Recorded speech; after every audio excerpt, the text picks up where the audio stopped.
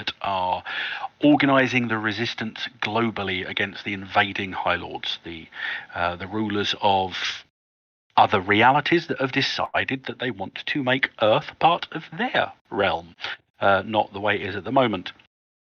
So he was happy with work that your group as a whole had done in Paris, and other work that individuals in the group have impressed him with in other areas. And you were bundled onto a cargo plane and told to fly down to Washington to do some tasks that were required around a place called Fort Washington, which is apparently the hard point, which is essentially core Earth reality resisting the invading realities around the Washington Monument and its environs.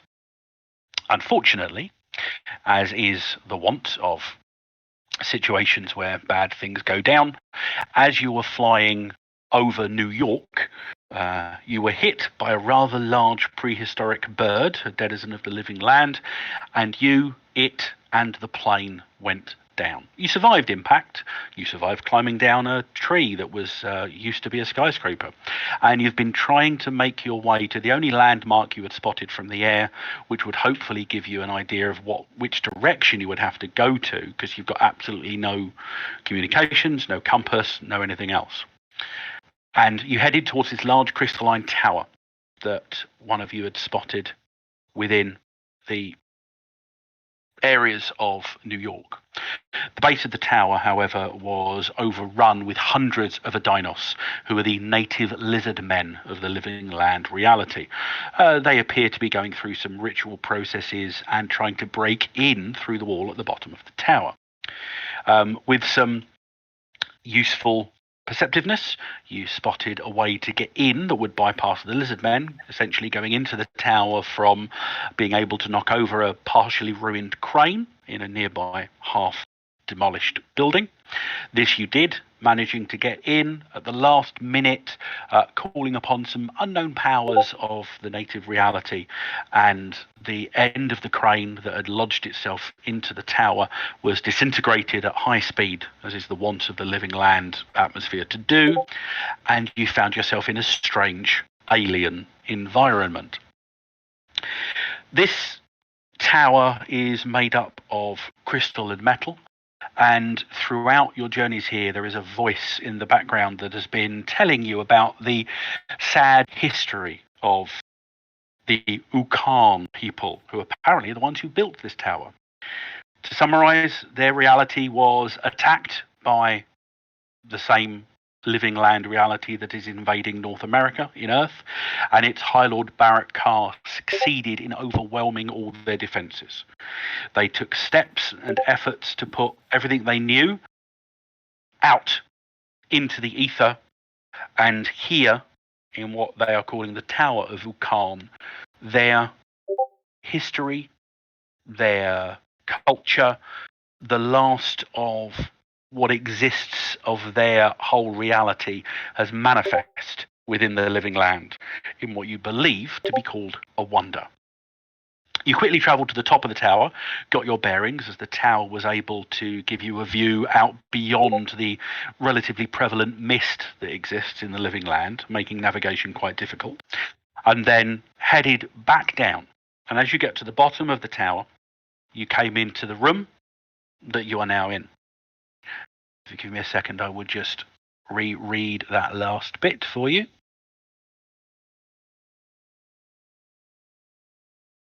Ryoko asks, is the crystal known to be a material of use? You have no idea. It seems to be quite advanced. The growth, structure, and construction is beyond any of your understandings at this point. So the pulses led you downwards through the winding corridors of the tower.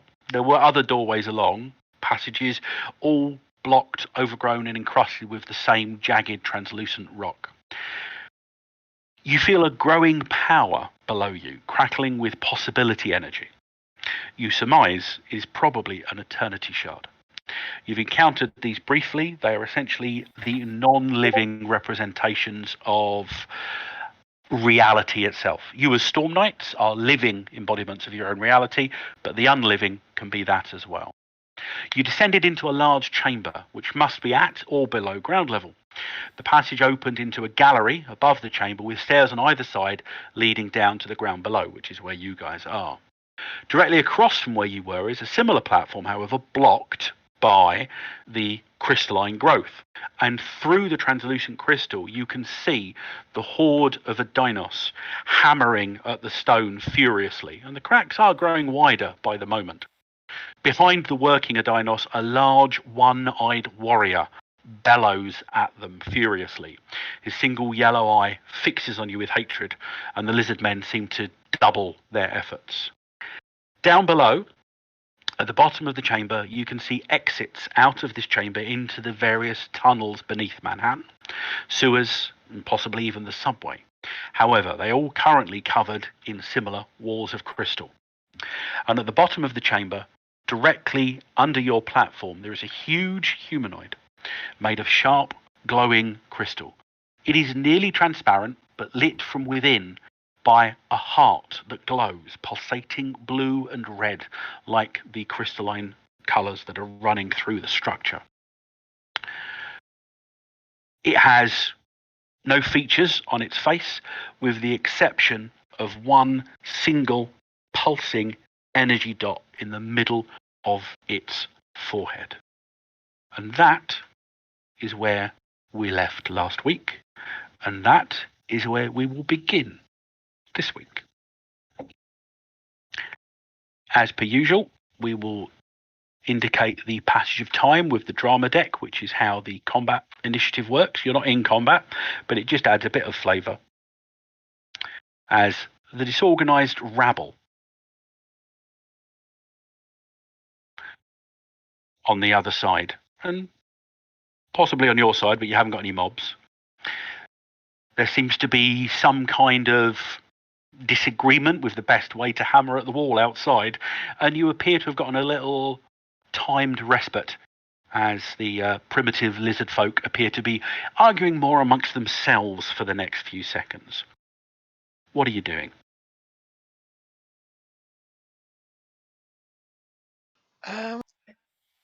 Is this thing sentient? Is it speak? Can we talk to it? Is it like it's moving? It is stood statue-like, but there's obviously a pulsing energy to it. 3 meters tall at the bottom of the room. It has made no effort to move. It has not as yet reacted to your presence. The only animation you can see is every so often the red and blue pulses from around the floor seem to coalesce at its feet and run up into its body and are absorbed into the heart.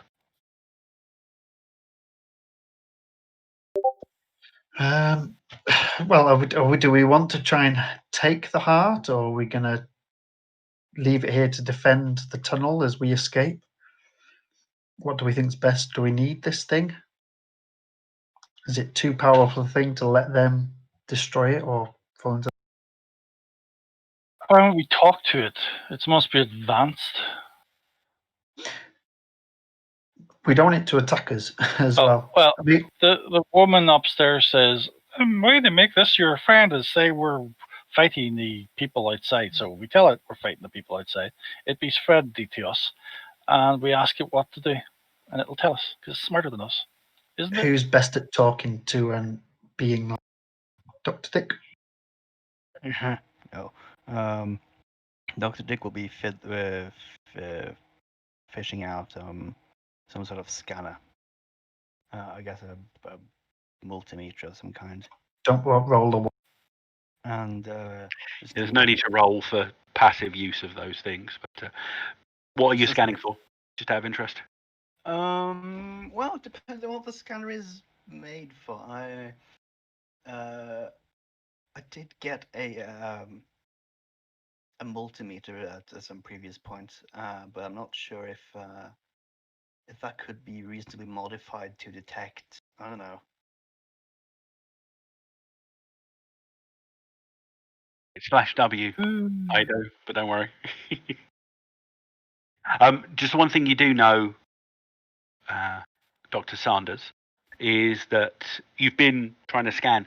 The red and blue energy is not giving off anything in the standard electromagnetic spectrum beyond coloured light. So it's not registering heat, it's not registering electrical. It's another. You think it's evidence of the same thing you've been pursuing for the last decade or so of your esoteric physics career.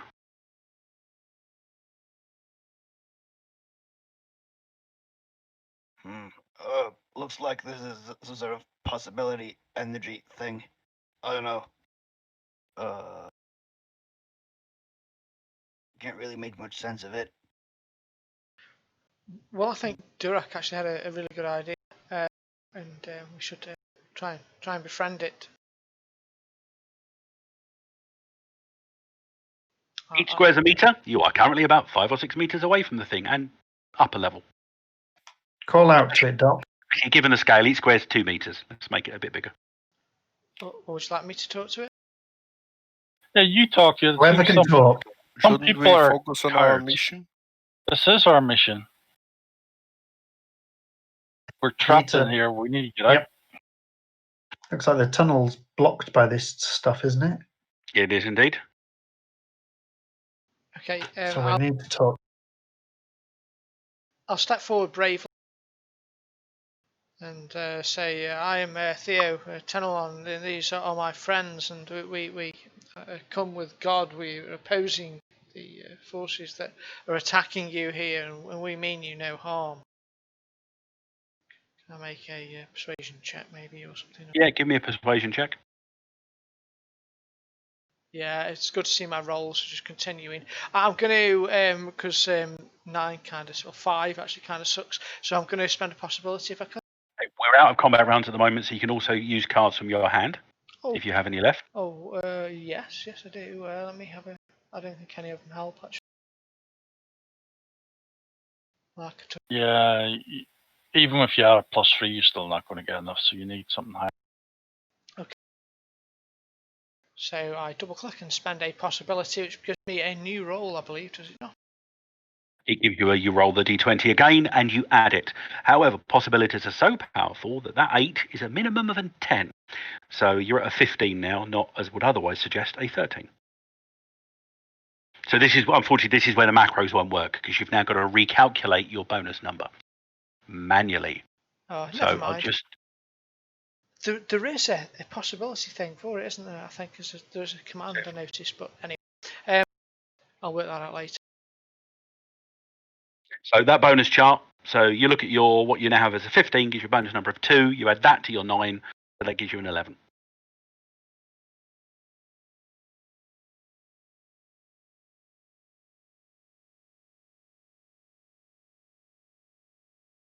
Okay. The thing's face does move towards you, so you can see it is obviously paying attention to you, but its eye seems to pulse aggressively, if a pulse can be considered aggressive, and you feel that you are being examined quite closely. Can you please make me a reality skill total, Theo? For God's sake, you've got to get better at this rolling. I'm saving them all up for something exciting. So action total 11.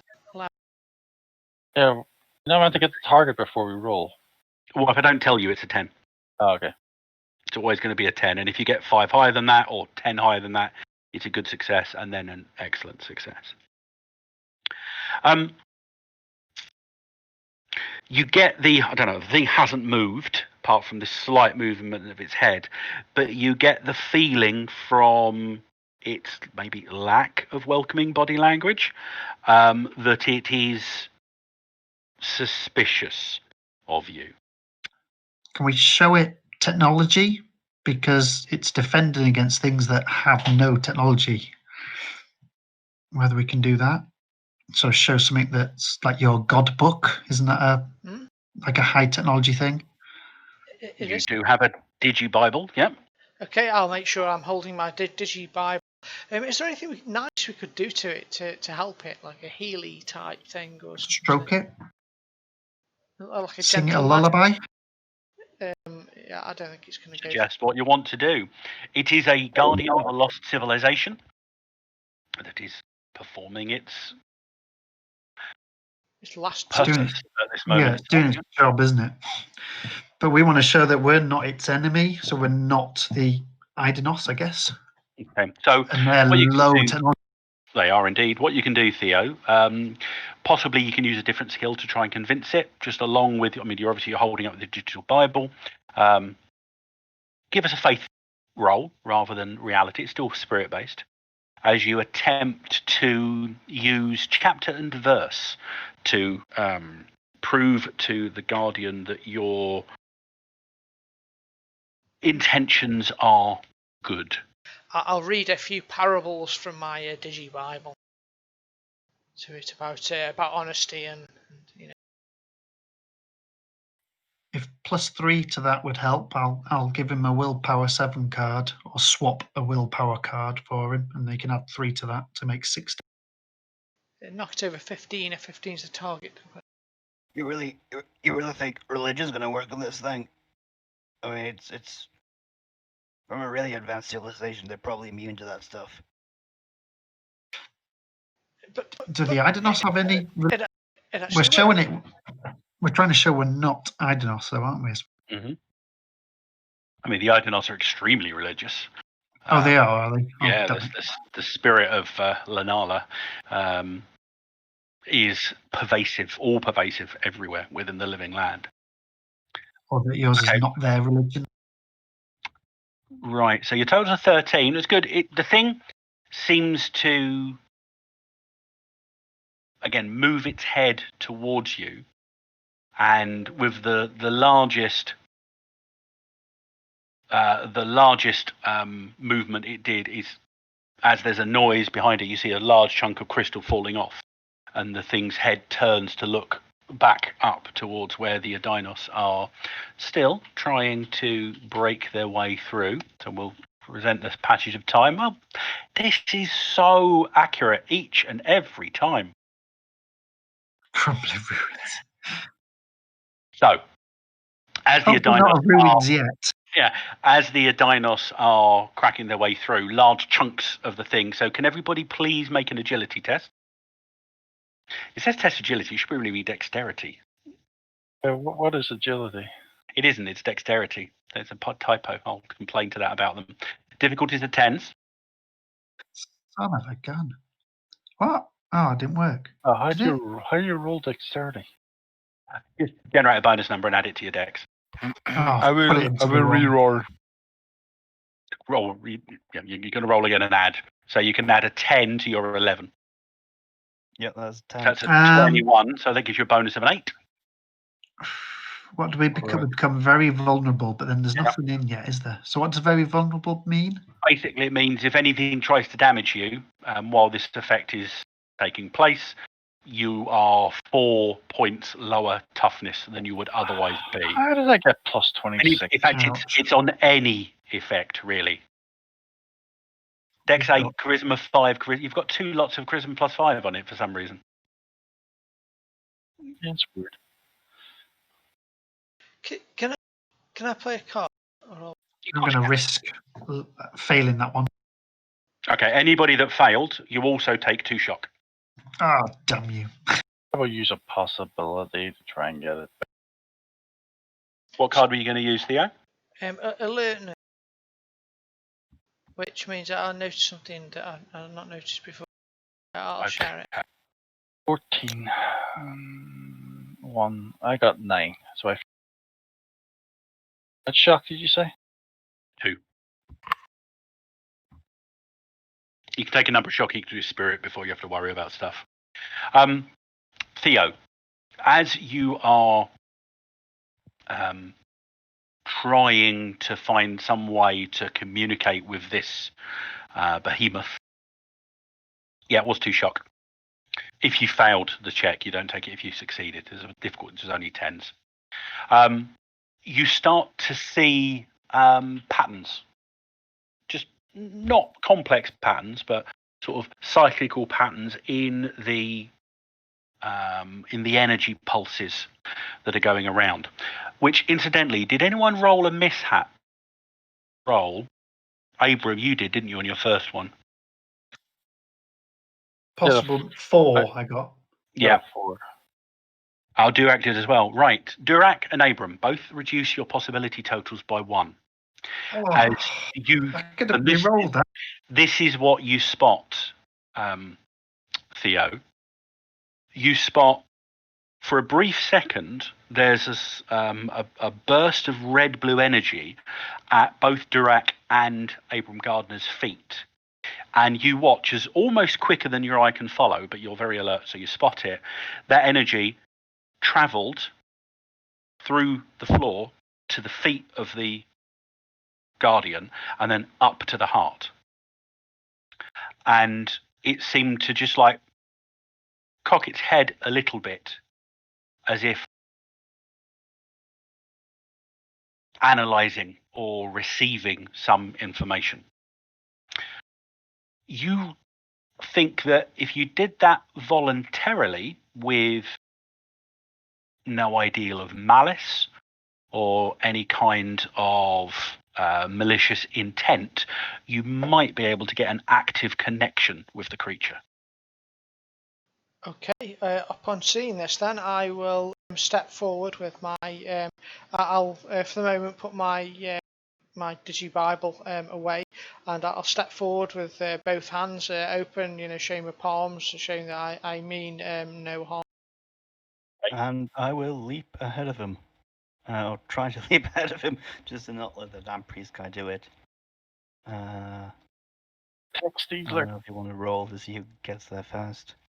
Well, he hasn't made this apparent to anyone else. He's just walking towards the thing. Okay.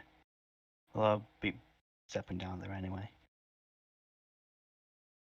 Okay, give us a persuasion check, Theo. My middle name. Possible mishap. Well, I spend the possibility, I guess. Well, unfortunately, when you do the possible mishap, the same thing that happened to Durak and Abram happens to you. However, you are already acting upon, I want to do this without malice or forethought and no malicious intent. So it actually has exactly the same effect. You feel drained as the energy flows out of you, and you spot it heading towards the Guardian. And as it hits it this time, the heart within its chest flares brighter briefly, and its entire demeanor relaxes. You all, the voice that's been whispering around you, you hear it change. It's a slightly deeper tone now, and you get the impression that this is the Guardian talking. What is your intention here?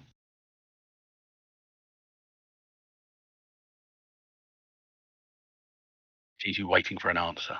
Oh, Theo. Well, we mean you no harm, but we just want to get past, really, don't we?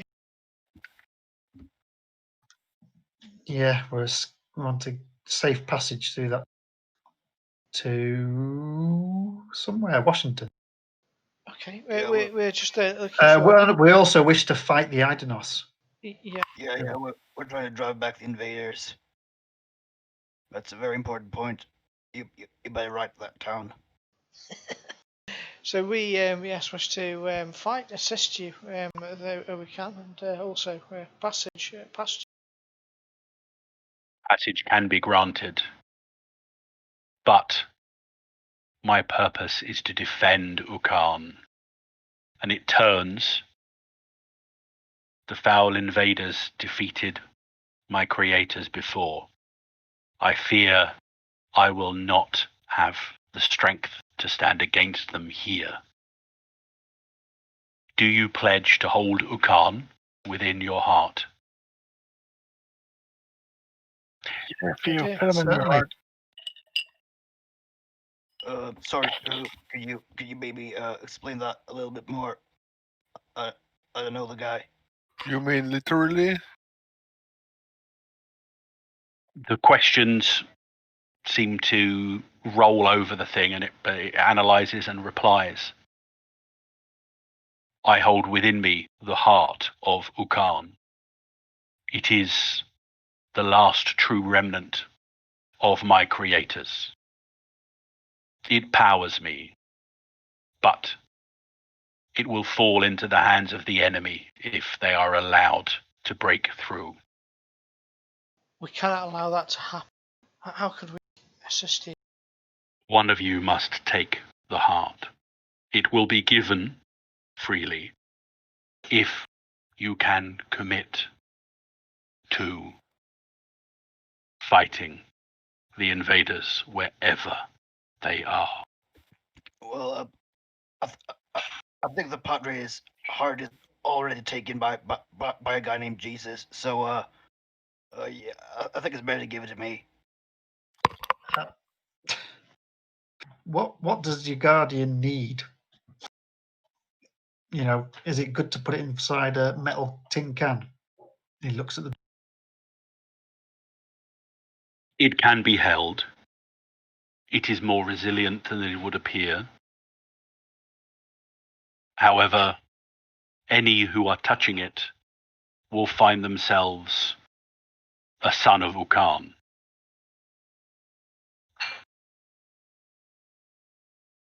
What's that mean? Yeah. What does being a son of Ukan mean? It means being a son of Ukan. Fair enough. I did ask. I'm a bit too old to become adopted.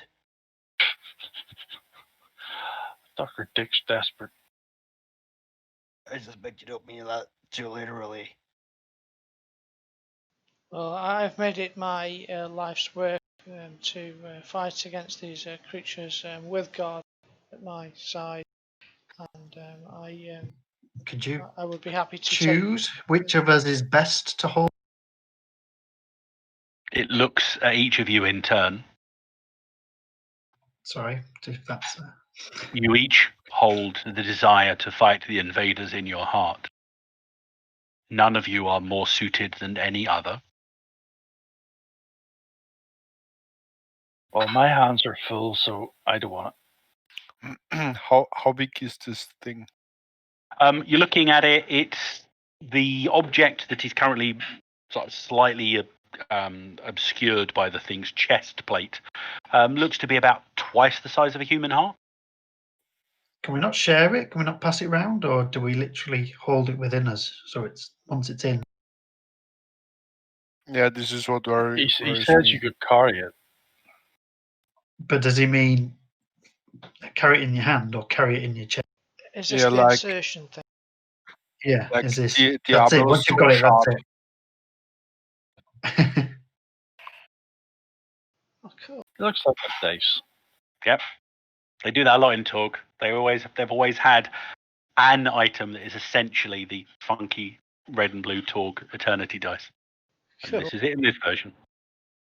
I just photoshopped out the numbers. Hmm.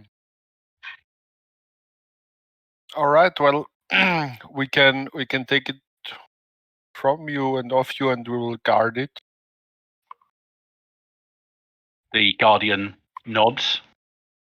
Which one of you will take it? Should we draw No. lots? I'll stretch out my hand. It's fine, yeah. And Dick will stretch out his hand. But who wants it? That's the question we're asking right now. Depends what it does. I think it's Like- me and Dr. Dick. You two roll for it because the other people are not making decisions. Yeah, go for it. One of you.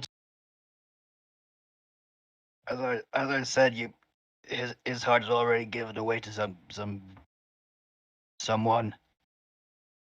God's heart is eternal. And Me, I'm not even married. Can't understand why. As you extend your hand, the Guardian reaches into its own chest, not in a delicate fashion. Its fingers literally crack through the crystal on its chest, and its hand grabs the heart that's pulsing within it. and it retracts, and with blue and red energy coruscating off of the heart, it extends its hand with the heart in it towards Dr. Dick, and then goes completely motionless. Are you taking the object? Yeah, I'm taking it. Sort of. Two things happen as you take the object. The first is the whole place starts to rumble. Walls begin to disintegrate, collapse, and you see the internal structure begins to collapse before the external. So you have literally maybe 10, 20 seconds of time to head towards one of the tunnels that is now open before the wall up where the dinosaurs are coming through is broken through. The other thing is that Dr. Dick, you are now hearing voices in your head, alien words that you can't actually work out. Don't know if that does that share that with you. Yeah, I can. What? Sorry, what? You should share get an something item with pop you. up. Oh yeah. Ooh.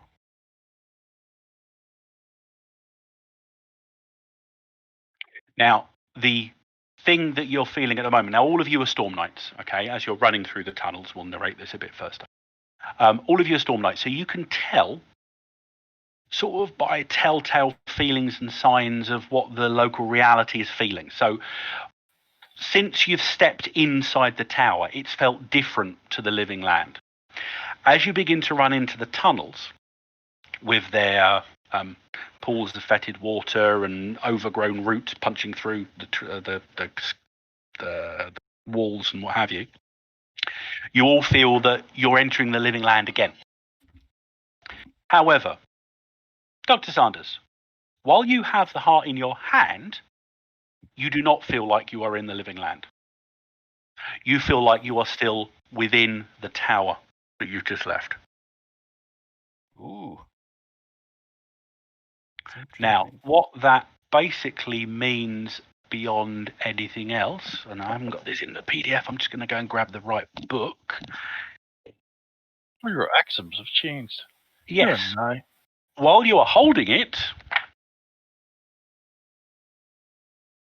you are actually in a dominant zone, meaning you still do core Earth stuff, but you've also got the likelihood of being able to see and deal with other stuff. Come on, where you gone? Open the book. Open the book. Scene 2, Manhattan. Right, your axioms that you are in a dominant zone of are Magic 8, Social 27, Spirit 5, Tech 27. Ooh, that suits me fine. However, whenever you roll a mishap, you will also lose a possibility. And if you're out of possibilities, you lose 2 shock instead.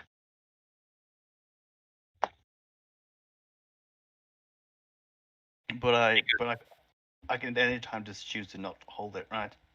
Yes, but then the instant you're not holding it, you are not under the effects of the dominant zone of the reality. Okay? Yep.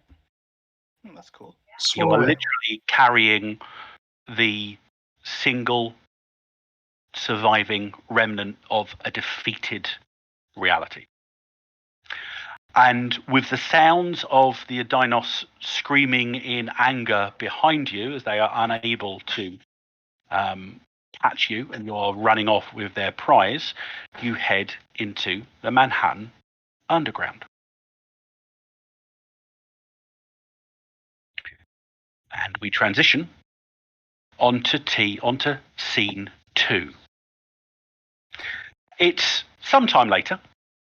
You have managed to pick your way through the Manhattan tunnels, finding your way back out to the surface near one of the remaining ways to get back from Manhattan Island onto the mainland. You have managed to get a little bit of rest by this point, so yes, you can recover your shock. But you find yourself now on the west bank of, I think it's the Hudson, one of the rivers that runs to the west of Manhattan, with no way to communicate with the USS Theodore Roosevelt to tell them that you've crashed, and a long trip ahead of you to Washington, D.C. Now, how do you plan to make your way across the wilderness? You can do whatever you like, come up with whatever ideas you like. We just want a rough idea of what you're actually doing. We need a mage with teleportation spells. It would roll a 1 and knock us all out of. Probably. Perhaps, because we're in such a low tech thing, I guess it's just a case of walking, hoofing it, isn't it? Can we ride anything? Is there any friendly animals that can be ridden? There's a possibility if you think Animal, you can. herd animal? If you think you can grab something or tame something, it's going to be either a find check or an appropriate survival check. Well, Dr. Dick will now, of course, especially with his new thing, be perfectly able to drive a car or something.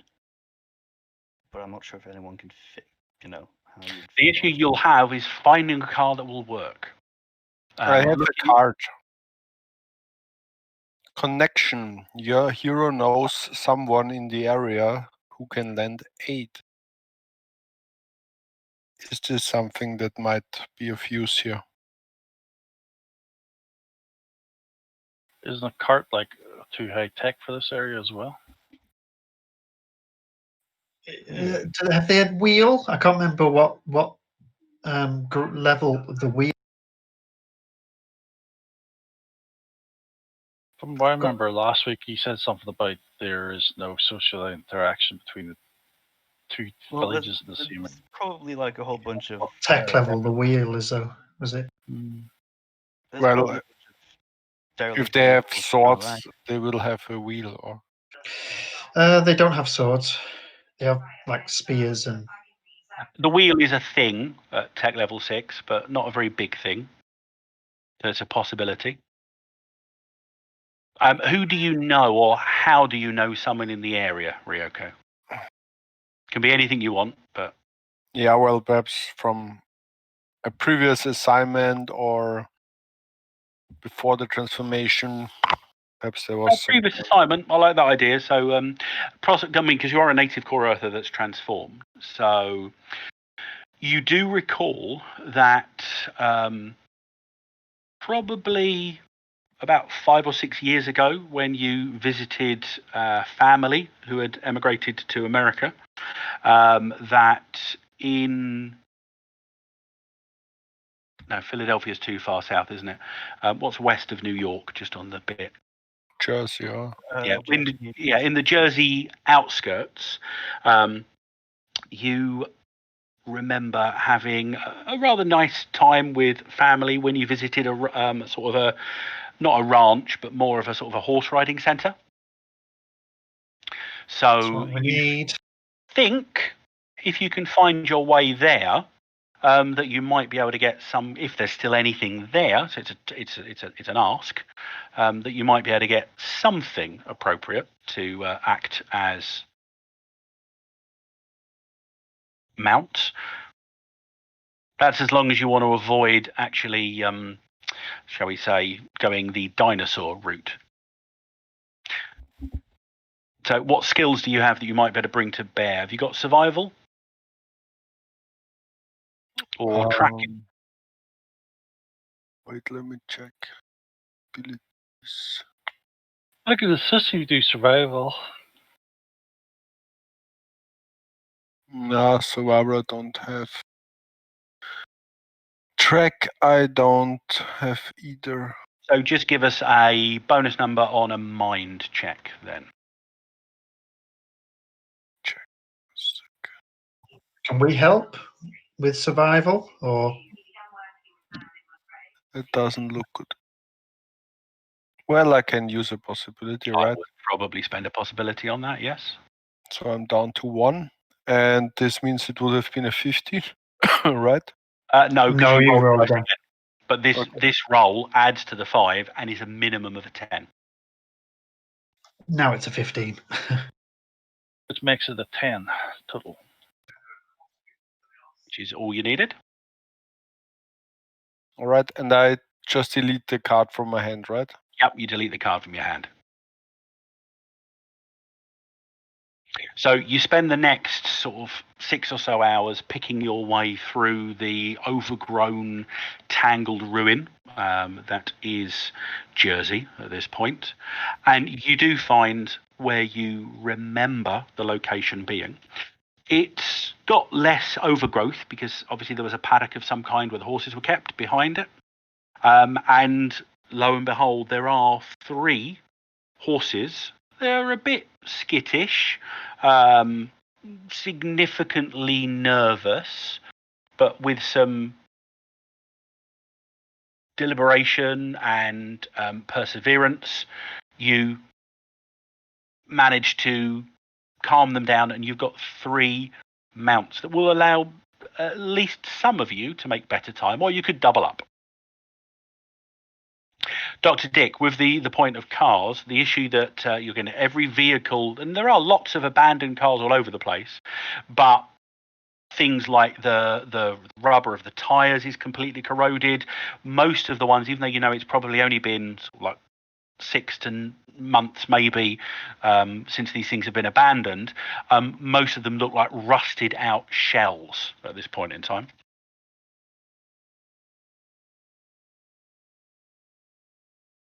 Nothing that doesn't look like it. I mean, can I make a roll to see if I find something? You can make a roll to try. It's going to be quite difficult because you're in a pure zone of the living land within New York, so things will have decayed a lot quicker. So we're looking at a 16 on this one.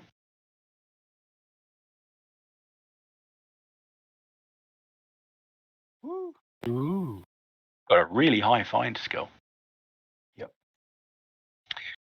Okay, you search around. Again, probably for a good 3 or 4 hours. You give up looking on the street as there's little, if anything, that you can find. Everything, as I said, is decayed, corroded and broken down, or just simply overgrown with just plant life and vegetation. A couple of times the plant life they actually find overgrown is actually moving as well, so there's like vines that are trying to rip at you. However, just as you're about to give up to the end of your search, you turn a corner and see a glint about 50 or so meters in the distance. The glint itself isn't a car. The glint itself is, you see some intact glass ahead of you. And you look, and it's a couple of large panes for what looks like some kind of vehicle dealership. Do you go further on to investigate? Yeah, I'll tell the others. Hey, well, if they're around, at least I'll notify them. I'm sure they probably are around. Yeah. Hey, I found a car dealer. Come on, might find something there. Worth a shot. Does sound a good idea. Perhaps before we go in, though, I could take a moment to say a quick prayer for those of you that look a little Yes, please. fatigued. All right. Okay, Minimum possibility. Yeah, let's see if we find a 4x4. Nobody's got any shock at the moment, by the way. Oh, haven't they? No, it got recovered because of the. You have had a transition. chance to transition, yes. So my 3 shock, I shouldn't have it. That would have 2 of it you still have because some of your shock was because you fell out of the plane and hit your way down the tree. Right, I think I think. Okay, so how much shock do I? I'm confused. I started You with one can- shock. So Yeah, so there's one shock you've still got then. cool. Okay. So you've recovered a couple. The two you got from other bits, but yeah, you can recover one shock. In which case, okay, fine. Let's go into the car dealership. I said it was a vehicle dealership. Well- I didn't say it was a car dealership. Is it Bring the horses. with is us. it safe though for the rest of us to be in a car in this land? Just because he's holding this gem thing doesn't mean we're not Well, suddenly going to There are get. always risks. For example, you've all got Cosm cards. A number of the Cosm cards involve you as players deciding that your gear starts to break, but you get rewards as a result. So you're at risk of those. He's at no more risk driving a car as long as the car's functional within the living land as anyone else with the correct tech axiom would But I be. also have a perk that lets me negate it if I disconnect. Yep, there is that. Yeah, that's great for you. What about the rest of us? Well, you're not The going to horse is disconnect because safe. he's driving a car. 'Cause that's what I want to check. Yeah, nothing's going to happen if we're in the car when he disconnects. Other than No. we crash because he forgets how Dr. to drive Sanders, the car. you make your way up to the Harley dealership that is Ooh. ahead of you, Oh hell! and Nope. you make your way in. There are Bicycle. there's one functioning motorbike.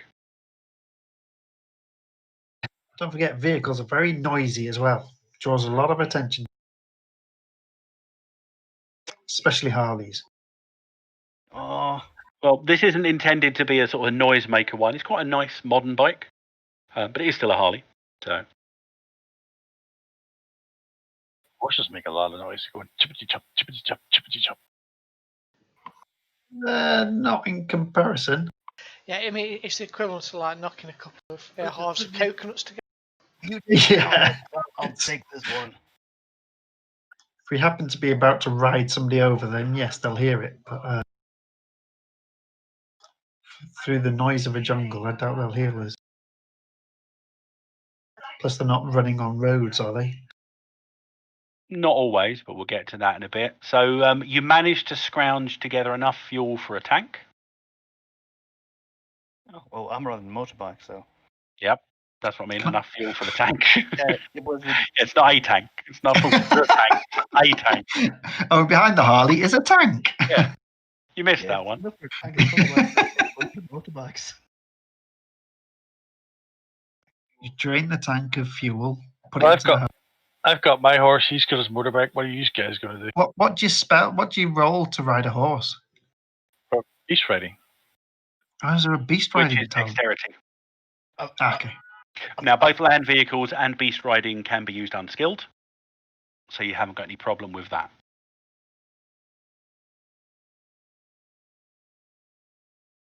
I didn't add beast riding to my list of skills, damn it. If Missed you that one. run, if you run with the mount, you have a -2 penalty for running. Ooh. Just so you know, Badger, that is Tech 22. Its top speed is 180 or fast. It has one passenger. It has no maneuver penalty. It has one wound and a toughness of 12. Oh, nice. Have to test once you mount the Can I add steed. that somewhere, or is it just? It so should be Theo on the Harley, though. The priest on the No, Harley. Theo had a push bike. If I remember when you first. Oh, was it a bike? Yeah, he's just upgraded. Don't think he's got the tech level for. Theo's got a higher tech level than. I know. I was that's joking. fine. Oh, That was my joke all right. because he's You, got. you ain't getting a possibility for that. Damn it! It was funny. I have no possibilities, Mister. Okay. Sounds like a guidance counselor. Oh, I've got a way of getting possibilities, but it's like one of them cards that makes the game very, very difficult. Well, that's the Very. point of them. They're supposed to Yep. be used. So it's up to you guys if you want to make it harder for yourselves by not using the cards. Yeah, I'm hoping someone has a card that's better than this one. This is actually the worst card ever. Mine's situational, so I've got to wait for a situation to arise before. Right, just double checking. So before we go on to the next bit, everyone will refresh their hand. So we lose our cards, or So basically, any cards that you've got, have you got anyone got more than 4 cards? No. no? Okay, so you're going to replenish your pool. Now, so we're still going to go with 4 each. So you are now going to draw up to 4. And after that, you can discard 1 and only 1 card and then draw back up to 4. So we'll start with Durak. How many cards have you got? I have only got 1. So I will give you 3. So your 3 cards are Alertness, Step B, Never heard and of that one. Delphi Support. Step B is, remember you're doing dramatic skill resolution? Okay, gives us an automatic step B. It essentially gives you the ability to do Step B. So just drag those into the hand section on the front of your character Yeah, sheet. I've already done it. Would you like to discard any of the cards that you have and draw a different one? I'm fine with my cards. Okay. Abram, how many cards have you got? 3. So there is your 1, Flurry. Do you Ooh, wish I to like discard a single card and draw another one? that. No, I'll keep them. Okay. Dr. Dick, how many have you got?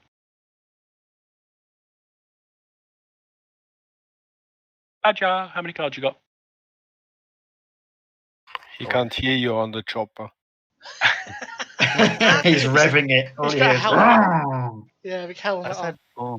He's got 4. I'll move them back from his pool into his hand for him. He's I've got this image now of him being a sort of a low rent Daryl from The Walking Dead. Yeah. That's what I was picturing whenever they had the bike and stuff in this land. We're just waiting for all the zombies, but we're in the wrong. We'll see if we can do something about that. So, Ryoko, how many have you got? I got 2. So you get 2 cards, which are Rally and Adrenaline. Drag them into your hand. If you want to reduce yourself by 1 card to get another one, then please let me know. 1 second. What's that? While we're waiting for that, Theo, how many have you got? I have 3 in my hand. I've also got a Cosm card. Does that count in this? No, Cosm cards are separate. Okay, so just 3 I have. Okay, so you get a 4th one. Romance. Ooh. Well, we're about to meet a new person. Dun dun dun. Love is in the Frenchman air. as well. Do you know, when I It's ran non-player. on the original back in the day, we had subplot cards, one of which was romance, and one of the characters played a cyber papal church knight, like a cyber knight, and he basically decided he would trade anything for a romance subplot. So as they were going world hopping everywhere, he basically ended up being a typical romantic Frenchman with a girl in every single city they visited. Cool. Skill. Uh-huh. The alternative of that card might be helpful for you. Yeah. Just gain a possibility. You get a new card you must away. Or You get defend 3 your possibilities card. though. Yeah, but I'm a priest. You know, I can't go down hobnobbing with fraternising with ladies and Okay, wives. yes, rally does mean you can do exactly that. Why has that picture got me in it? Of some elf girl. Because they did one from an Irish background. So Right, so can I discard it and get a possibility? if you want to, if you don't want to take it, they don't force any. Yeah. So there, you can get your possibility, and your new card is supporter.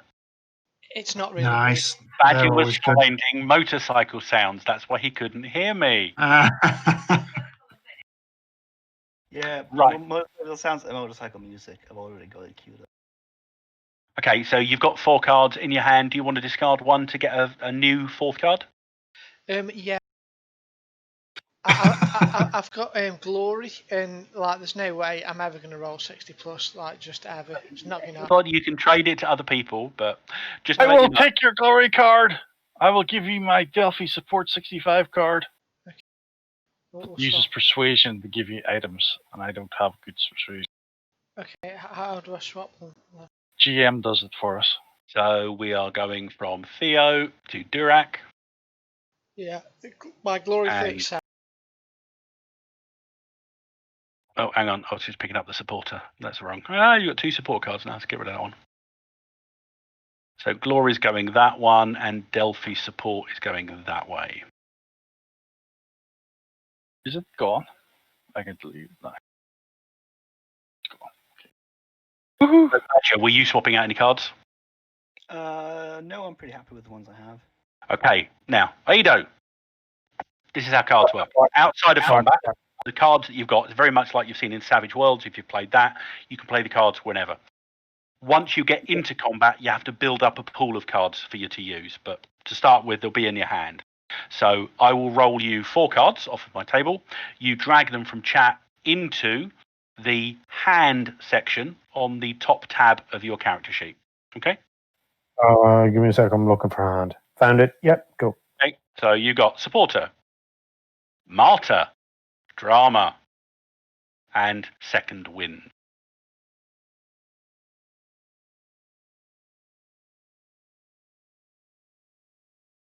Now, as you've only just started playing the game, read Martyr.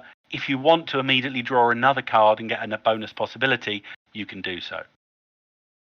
Because Martyr basically means you die, but succeed in something significant. I will take another card. Okay, so instead of Martyr, you have Transfer, and I'll delete the Martyr card. Creature possibilities by 1. Yes, so that's top under on the front of the count sheet where it says possibilities. You also, because you will be coming into play relatively soon, you also get what we call a Cosm card. Now, each of the realities have world laws that apply all the time. However, there are lots of minor nuanced elements that enforce the feel of the Cosm as well, and these are under your control as players.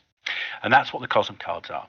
Now, so far, with the exception of Ryoko, they've all been cowardly SOBs, and they've not decided to make it harder for themselves by using the Cosm cards. Your Cosm card is Dino Attack, and I'll just drag that into the Cosm card section on the front of your sheet. Play the dino. You get attacked. You get attacked by dinosaurs. Essentially. Yeah, There is no water. There is and I've avoided to use. I one, but feel use that it that's to make very, them- I feel that that's very in keeping with the whole like Well, thing. if Although we're if I'm on my own, like I'm fucked. Yeah, you're on your So, own at the moment, so it might be a bit difficult, but we can certainly make that happen as it occurs. So Okay. you've spent some time getting yourself some vehicles and some transport. So what I would like from you now is you decide to plan your route. I need a survival check from whoever is plotting the course from where you are at the moment in New Jersey, south through Philadelphia, and on towards what was once Maryland and Washington, D.C. We still have to do our test on our horses, though. We haven't set off yet, I don't think. We're just This will be planning as our you're course. setting off. Go ahead and anybody that's on a horse, make a The check. yen of it. 10?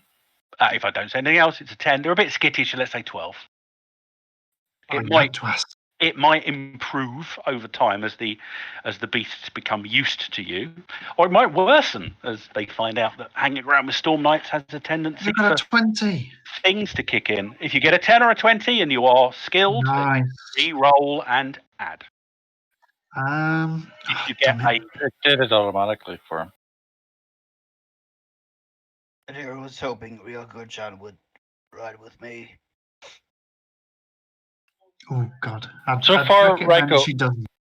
For Reiko and me can ride the horse. There's one horse left.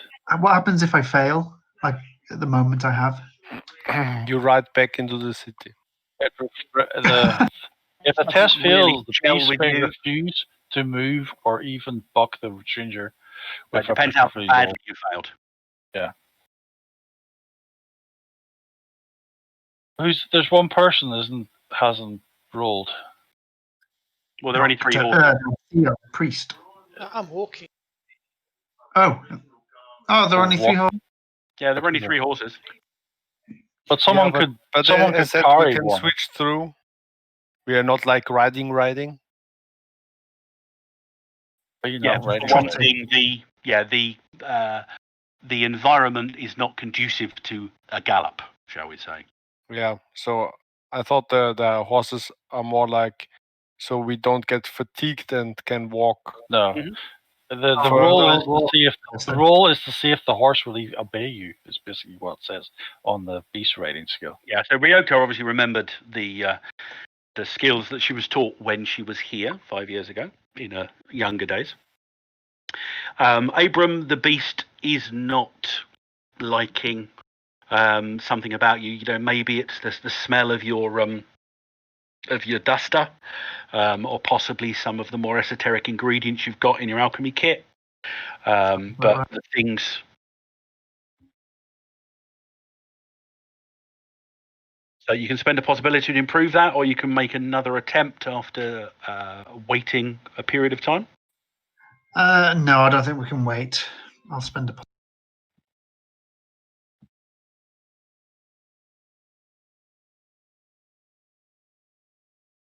I'll just spend a possibility. There, it did work. Never mind. Did somebody ask thee what happens if you mutate this reality? When was that asked? It was about an hour ago. I missed that one. Yeah, it was whenever I was asking Did I about roll? the 18. special, the crystal one. You would become a native of the Ukan reality. You would be beholden to its world laws and axioms, and none of your Isle-specific perks would work. That's what I was checking. So your armor would stop. If he'd taken the heart thing, his armor would stop. I haven't even taken the heart. So at the moment, you're in. There are different strength of zones that you can be in. At the moment, you're just coming away from a pure zone of the living land. I've not really been enforcing the requirements of it yet, but when you're in a pure zone of a reality, it's harder to do things that are contrary to the reality. Most of where you're going will be dominant of one reality or another, which means that the laws of reality are a little more flexible. They let you get away with stuff.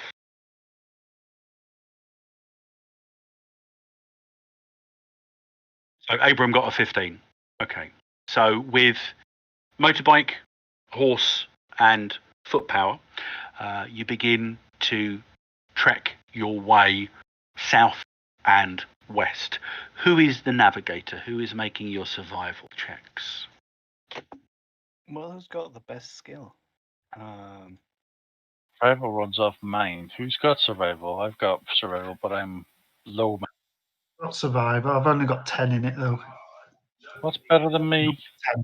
Yeah, looks like you're Okay, who's better than And the other thing is, I think survival is usable unskilled, isn't it? because it's not in the list. But I know I've got 10. No, Okay. skill and added it. I don't think it says whether it's unskilled in that list. I'll just quickly check. It's Better than 10? it is usable unskilled. It's not Yeah. one of the ones that's from red.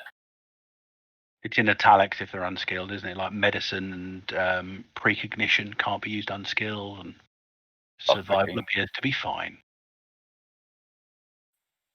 Anyone better than 10? Nope. Yeah, I've got 11. Oh, there we go. 11. Speak up. So the doctor's on an 11. Yeah. Any improvement on an 11? Theo, no? absolutely Sorry, not. No, it's not my bag. That. Go for it, Doc. Going once, going twice. Have you got survival skill? No. Can I help with this because I've got survival skill then? Anyone has got adds in the skill, they can assist. I can I assist. mean, Woohoo. I roll and give it at least one Yeah, just benefit. a difficulty 10. As long as you succeed in that, then No. you're going to give the bonus. Oh, have I been very, very quiet? Because Yes. I realised I forgot to put God's the sound sake. of gain up on my We are not rolling well again. sound thing. No, you're fine on this No. end. Didn't Oh, get weird. any help. I'm not too loud now, am I? No. No, it's better You- though. You Here. roll and fail as badly as we did. Stop talking altogether. We'll end up in Canada. Well, that'll be closer to where we're going. Huh? Thought we wanted to go to Washington. Yeah, if you head toward Canada, you'll be further away. Yeah, wrong Washington, mate. Buddy. Oh, good point. Yeah, there is a Washington, Canada. There's also a Washington. Well, On that's the if he other fails this roll, we're going state. for that Washington. Yeah, Washington, there are no Northumberland, signs. yes. Are there no signs along the road? there may be, but as again, we'll get to the description of that as once the roll's done. So somebody make the survival roll, whoever's doing it. So that's a 2 onto whatever your survival is. 11. Unfortunately, your 13. assistants, your assistants haven't really been helping. So you begin to pick your way. Now, almost immediately, you realise that while the motorbike is useful, it's not really helping you make any headway because you're constantly finding yourself winding your way around things, trying to find paths that work, but it is relatively comfortable. It takes you about 3 days to get out of the Jersey environs. Long, hot, arduous, tiring days of hacking your way through underbrush, rerouting around collapsed buildings, trying to make your way through otherwise impassable sections. Until on the afternoon of day 4, you have a breakthrough. You find yourself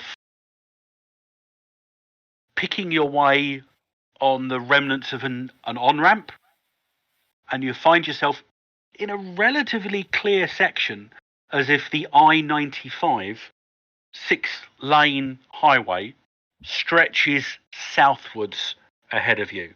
Now, it's by no means a completely sturdy road. It is cracked, it is broken, it is replete with abandoned vehicles. But compared to the now steaming jungle that appears on each side of you, it is an easier section to follow. Over the next couple of weeks, that is how long it takes you to get to Washington, you have spent time scavenging, getting supplies together. You are tired. Your clothes are tattered.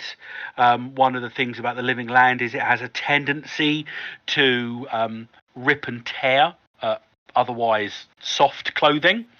So, Ryoko, you're pretty fine. Durak, you're okay. Your arm is a bit scratched, but you're fine otherwise. Abram, your duster's okay.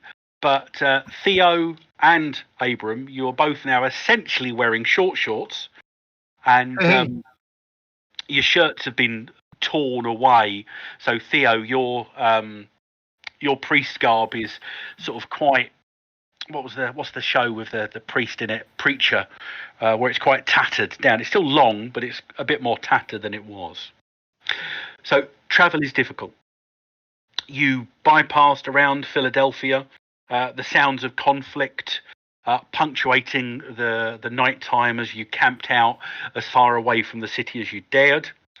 On numerous occasions, the night was punctuated by the roars of giant beasts you didn't see. On at least 2 separate occasions, you detoured off of the route as a large hunting party of a dinos on dinosaur back made their way around you. But finally, after almost 15 days of travel, let me just update the calendar, because you were on, I've got to get the right date on here. That was that one there. You were there. So we are now on.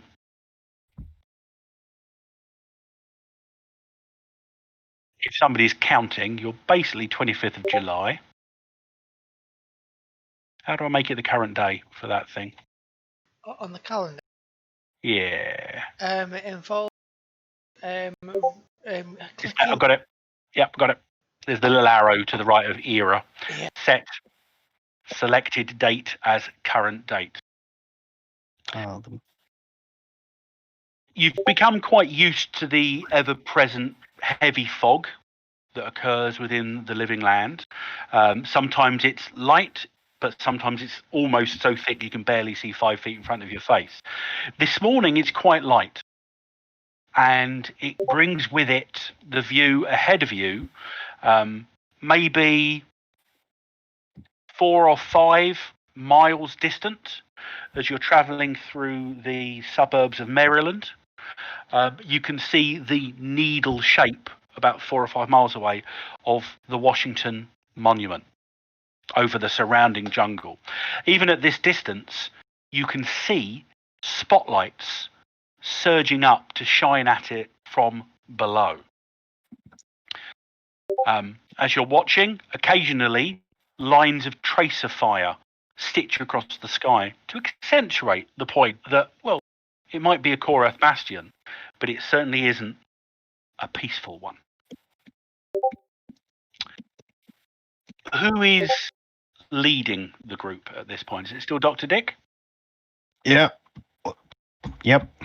He'd probably be, well, depends on how fast the horses are, I guess.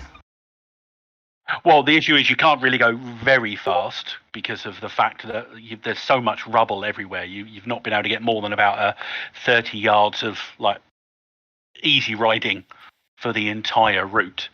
At the moment, this morning, when you woke up, as I said, the mist is quite light, so you're able to spread out a little bit more. Give me a find check, please, Dr. Sardis. Okay. I ain't gonna help with that. He doesn't need help with that. Finds himself back at the start. Fine. Imagine that. Oh, son of a bugger. Oh, Okay, luckily, it's find check, so you don't have to worry about disconnections on that. And even with that, you got an action total of 9. So please make me a land vehicles roll.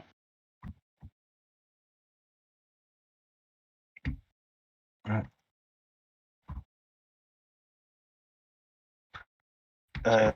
3 onto your land vehicles. Difficulties are 14. Land vehicles is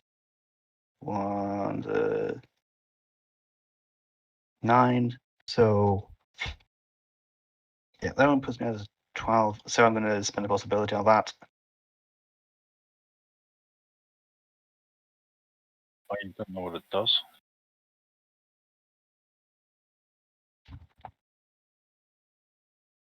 I might have just run into the new guy if he doesn't.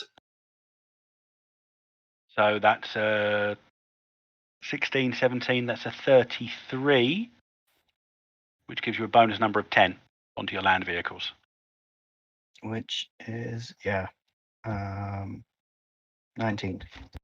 Okay, you're picking your way around some particularly heavy bits of rubble when ahead of you a noise brings your attention up and you just manage to stop the bike from moving too far as over what looks like the wreck of a school bus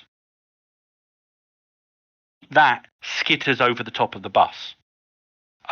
It's about 6 feet across, leg to leg.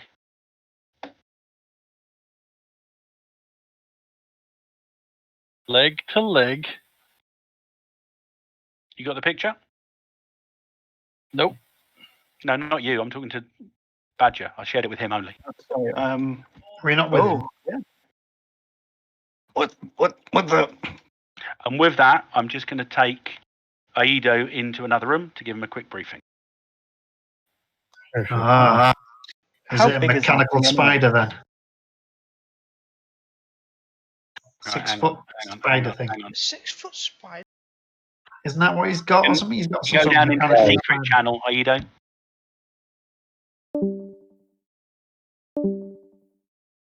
We could It's do all with your fault. I'm blaming you. You know who I'm Good job blaming. you didn't smash it. blaming you. You're blaming me.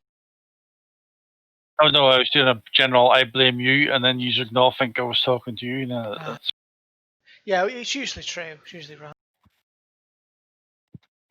We need some lift music, don't we, while we're waiting? No. Big green sleeves. Yeah, exactly. Yeah, some Spanish classical Or guitar. phone music when you're on hold. Yeah, that's what. I'll tell you one, guys. Don't look up short shorts, men, and bare chested. No, it's a terrible thing. No chance. And what? What was the other condition? Short shorts, bare chested, and man. Yeah, I'll give that a miss, I think. You had to actually look it up though to think it'd be a bad idea to look for that. I didn't think about it until the pictures came up, and I went, "Okay, no, this is not the thing to share with the."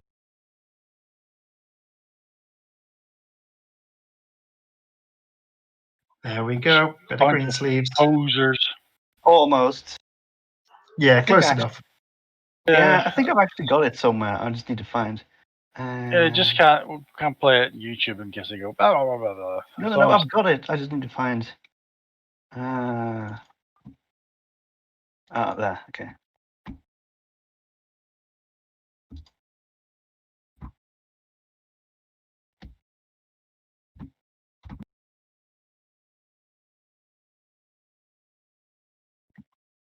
I am not liking the lack of possibility. Oh, there's true. Don't say anything. Yeah, don't mention. Everyone behave. So the construction is legs stretched out over the ruin of the bus. Seems to be observing you, Dr. Sanders. Okay. Enough green sleeves. So why have you got green sleeve? I was almost Is that- yesterday. Is that the ref's not in the room? So Yeah. green sleeve. Yeah, basically. Yeah. All is on hold. What the? Thank you for waiting. What the crap? This is a giant freaking spider. But it's not a spider. It's mechanical and stuff. Are we near each other, by the way? How You're close are we to his probably bike? 30 yards back. So we can hear him calling out. Yeah, if he's called out, you can hear. The weird thing is that the sound at the moment, when the deep mist gets very heavy, it does also dampen sound. But this morning, you're pretty okay. The sun's still sort of a glow in the sky, but it's not beaming down at all. So as he calls, you can all see that on the bus, or what looks to be the remnants of a bus, that the good doctor has just come up against. And as you watch, a figure steps around the side of the bus. Would I recognise that sort of thing? Give me a scholar check. Are they the same cosm? They are. Yep.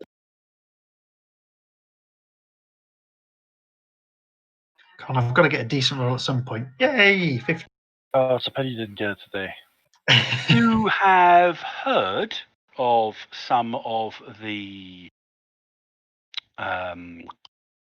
Crackpot some of the idiots. automaton that have been created over the years. Deal in this sort of devilry. Yeah, it's artificial life. What the hell's that doing in here? That's from Aurora. Oh no, Gaia. Sorry, not Aurora. Gaia. I think you'll find it's from Aurora, but I understand you being as you are, you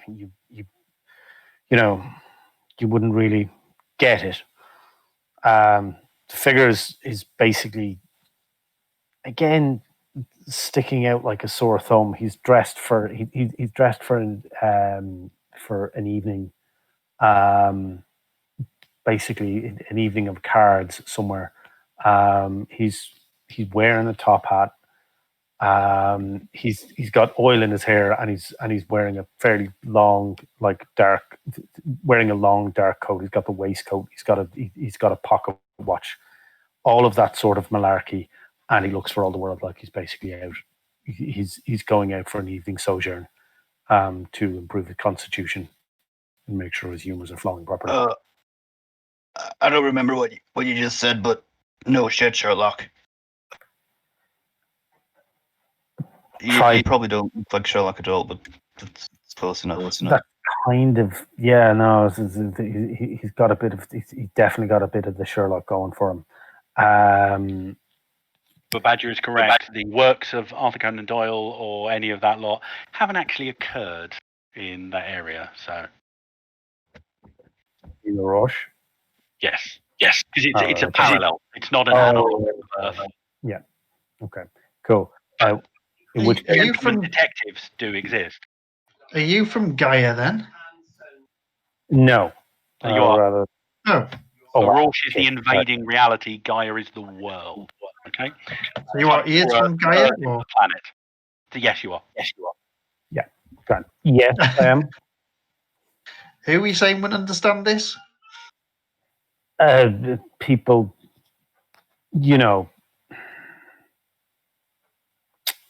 commoners. What brings you all this way out here? Well, I was looking for some storm nights. These guys fit the descriptions you've been given. And you seem to be the right class of people that I'm after. So I suppose that means I may have found them, but that would depend on further investigation. You wouldn't mind having a look at one of them an absolutely brilliant scientist? One of them is and he lifts up the fingers and does the air quotes, scientist. But as we all know, science is a pish pot. Now, by the way, as he does lift the air quotes, the clockwork creature raises two of its front legs and mirrors the air quotes. So this thing's with you then? Oh, yes. That is one of the nest. I imagine the others will hatch in due course. Of your contraption, this? Yes, I wouldn't really call it a contraption. It's possessed of limited intellect, much like anyone of a stagecoach tilting lineage, or possibly a coal miner. Lesser people. And he kind of pats it like lovingly on the almost affectionately on the head. It doesn't make a noise, but it does sort of shiver, almost as if purring. You say you were looking for us? For what reason? Well, essentially in order to confirm that you weren't dead. Now that has been confirmed, I can inquire after the success or indeed failure of your mission. I see. At least it Still seems to be to the. Sorry. No, go ahead. No, go. I was going to say, at least it seems that somebody does actually care for us. Sadly, the mission wasn't entirely a success, but as you can see, we have survived, and it seems we are fortunate to have run across you. I'll say, sort of raising an eyebrow and looking at the spider, and I'm slightly jealous of how well you've managed to maintain your clothes, because mine are completely ripped to shreds. Well, to be fair, we haven't yet failed the mission. We've still yet to accomplish. It's ongoing. We were just waylaid. Oh, that is to be expected, I suppose. I don't want you to be under any kind of presumption. It's not entirely a matter of me caring about you. It's just it's more a societal obligation. You know how it is with your betters. Indeed, but it seems you have the advantage here. What's your name, sir? I'm Theo Tenelon. As you probably Hemlock. Dr. Residence Hemlock. A doctor? Jolly good. That's the stupidest name I've ever heard since... Dr. Dick? No, it's way more stupid than that. It's like stupid, like Like Like, Thelonious Monk. I don't know. I don't have a phone book of stupid names on me. yes, unfortunate enough to be born and gifted with one by your parents. Whereas what you had to steal it? Aren't you worried your spider won't work anymore? But oh no, a suitable application of grease and a winding of the cogs on it, and it will usually be content to putter along, as it were. As you're up definitely close safe. to it, Abram, while you're looking at it, there appears to be a bit more than just clockwork going on within the creature. It's definitely safe, is it? It's never like turned on you. Any of you? Not on me, no. But it is somewhat. And again, I kind of like turn my hands over, and as I'm doing that, like the legs kind of turn over. It is it can be dictated by my own temperament, and that can occasionally cause minor societal faux pas. Guys, as Abram went to tap the leg, the thing reflexively moved its leg away.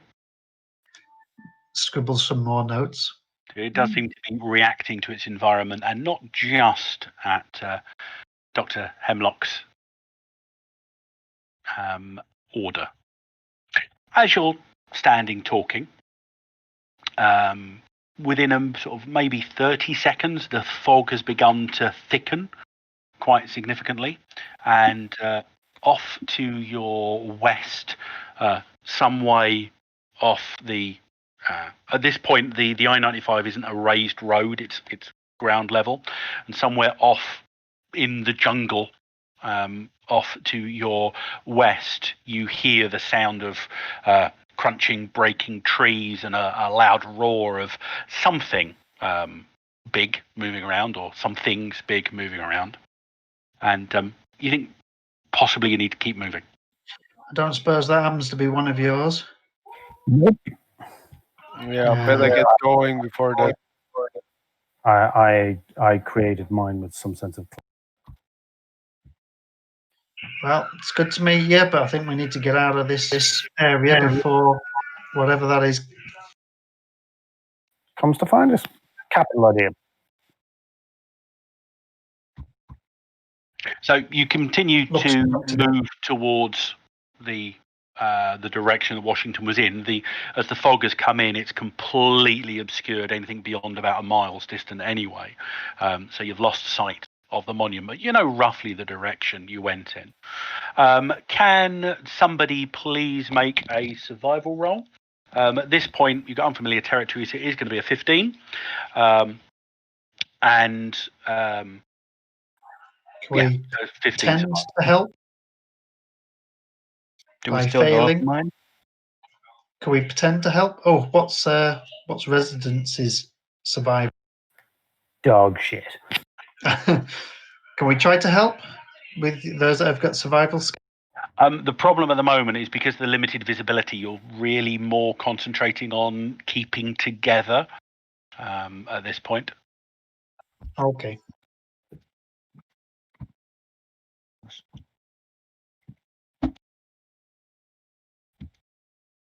Roll well, Doc. Oh, Has anyone got anything they want to help? Anything they could use to? Let's spend another possibility. no, I haven't.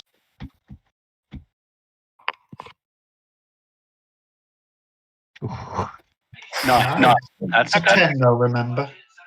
It is. It doesn't count as a mishap. So that puts me at what? That's a bonus number 18, 5.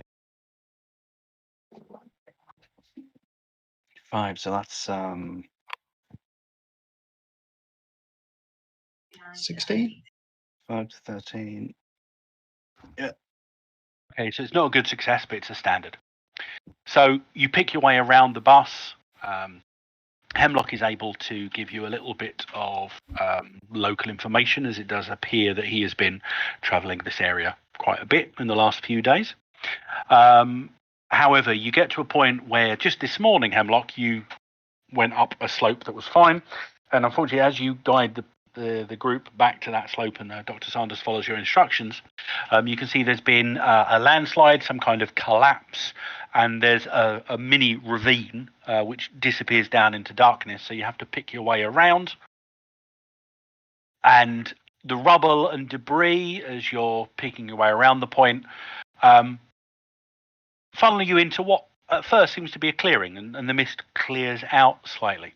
Going's a little easier. There's even remnants of old trails between the thick growth to either side of you. Durak, as you're walking, your horse stumbles. Give me a beast riding check, please.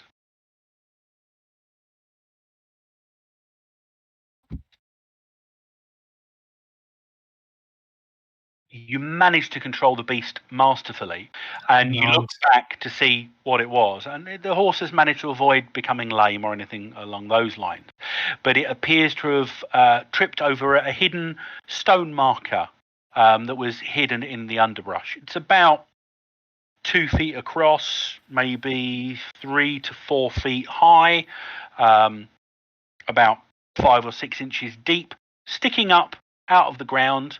It appears to have some writing on the front, name of somebody, possibly a date on there as well. And you suddenly realize it's a grave marker.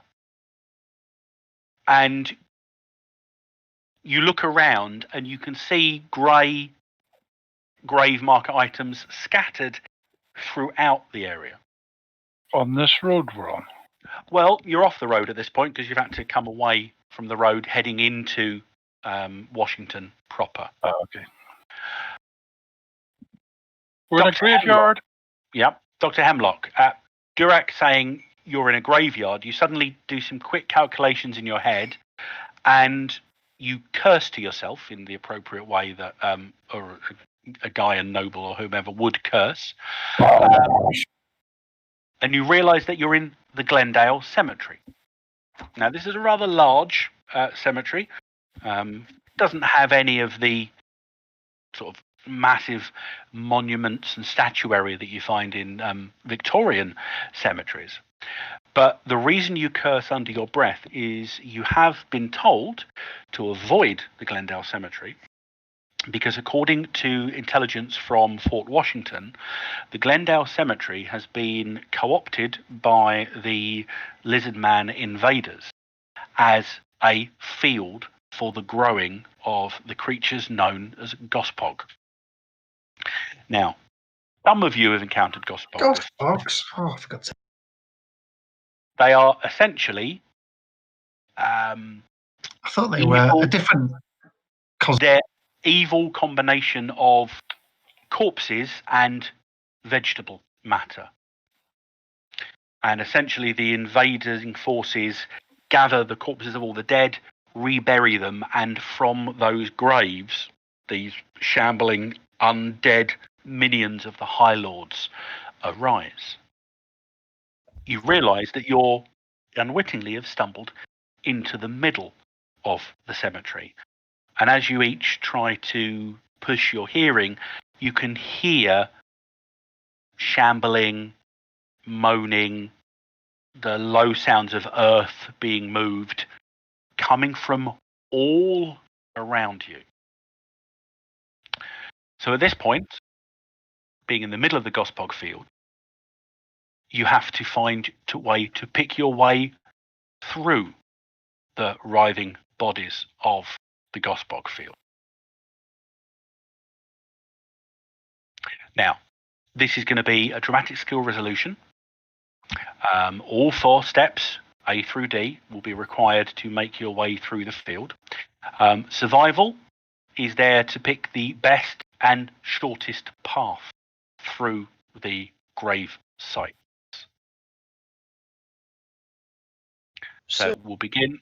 Sorry, just to be clear, where is this a sneak? It's survival at the moment. You could decide to use stealth if you want. I'm open to other suggestions, but you've basically got to make your way to find the quietest, best, or shortest path. Stealth. Without alerting the undead there here. That's they're not aware of us at the moment. They're not at the moment. However, we open the dramatic skill resolution with a don't think too hard. As always, critical problem. Now, right, you've got a critical problem, but also, whose social axioms are more than 8? Yay. Mine. Okay, I think you all are. I think everyone's in. Social axiom. Yeah, yours definitely is. Okay. Essentially, as you're considering your course of action, sort of the deep mist thickens slightly, and your brains are clouded with the primitive ideals of the living land. Now, a surge check is simply you all have to roll 1d20, and you don't want to roll a mishap. Specifically, as long as you haven't got anything that's higher than your axioms and the local axioms, you're only going to get a problem on a 1. If you've got something that's higher than your axioms and the local axioms, then you're going to have a problem on a 1 to 4. So Durak's fine. You overcome the surge without mishap, as does Abraham, as does Dr. Dick. Roll 2. I roll 2. I'll roll it. So you say only a 1, is it? Oh, that's never You're going going to to roll happen. Come on, Ryoko. a d20 or a Yeah, I'm looking at spirit. It's just roll a d20. You don't have Just to roll roll a d20. literally Okay, just a d20 roll, and you don't want to roll a 1 or in some cases a 1 to 4. At this moment in time, eternity shards don't count, so Dr. Dick still isn't carrying something that's higher than him and the living land.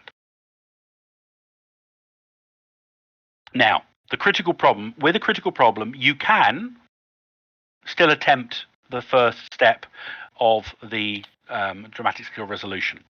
But a critical problem has occurred, which basically makes it all a little bit harder. Specifically, whatever else you do this round, the critical problem means, if I can get to the right bit.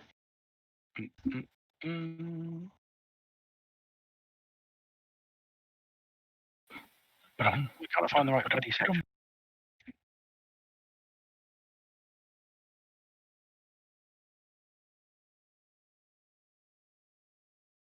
I always remember the wrong one because complication is one and then critical problem is a different one. So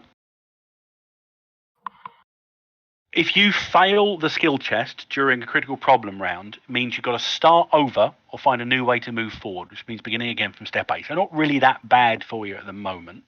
If you get a complication and you fail, you can continue, but you will be subtracting 1 from all further tests as part of the complication.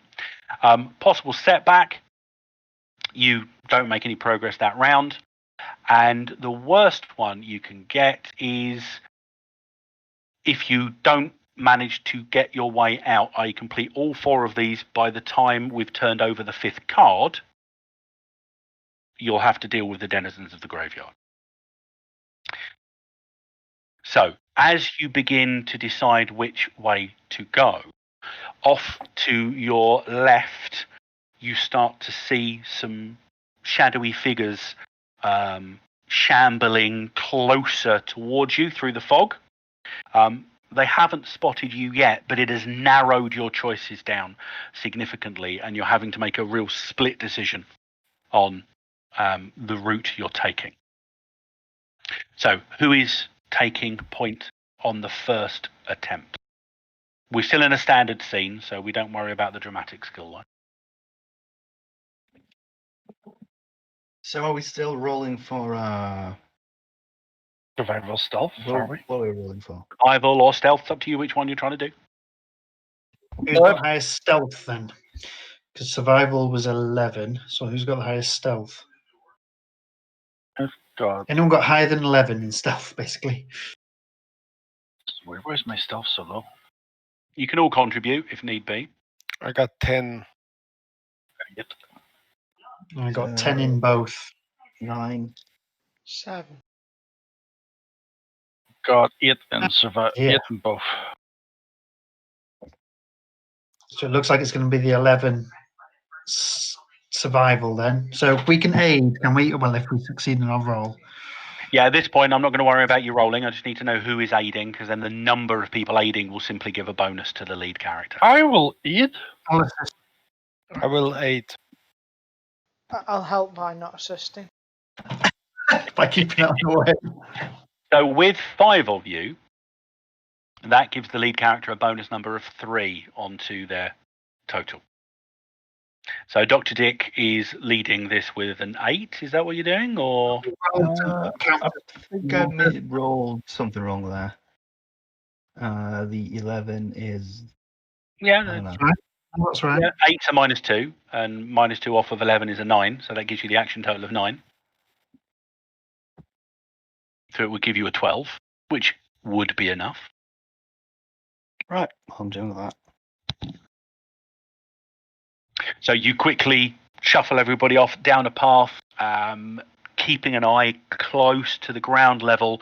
At one point, you see like an enshrouded arm beginning to drag itself out of an open grave site, and you quickly, like 45-degree, boom, off to one side and avoid bumping into that one.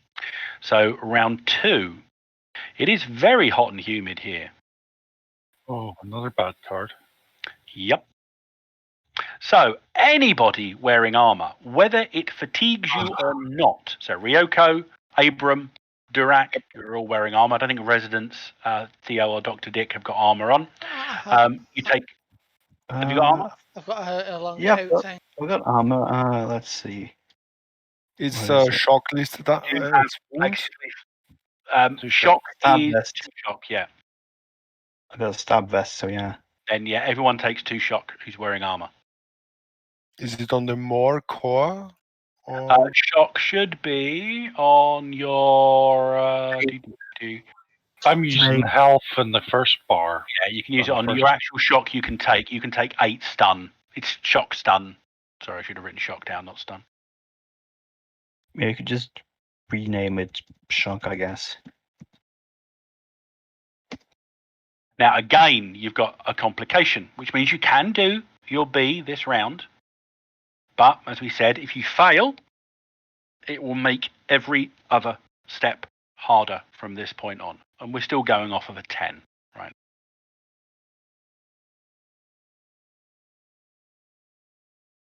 If it's the same as before, then it'll be Dr. Dick rolling with a +3 bonus for other people assisting. Can we not roll to try and count as more than one person? Not in this particular instance. Okay. Fine. Oh, come on, Doctor. Looks like. Disconnect. I'm using my second chance Possible card. mishap. Okay, use your second chance card then. So we ignore that and you roll again. Second chance, very useful. They're the only cards that can counter a disconnection, which is if you roll a 1. That's more like it. So 2 onto your whatever skill you were using, which was off an 11. That gives you a 13. +3, you're on a 16. Yay. So again, you pick your way through, avoiding any particular issues, and at this point you've managed to find yourself up against the pretty complete sort of stone mausoleum side of a large building, and you take a brief breath while you start looking around to see what's going on elsewhere. You think that off in the distance you can see what looks like sort of a fence railing. So you think that it might be a good idea to head in that direction. Round 3.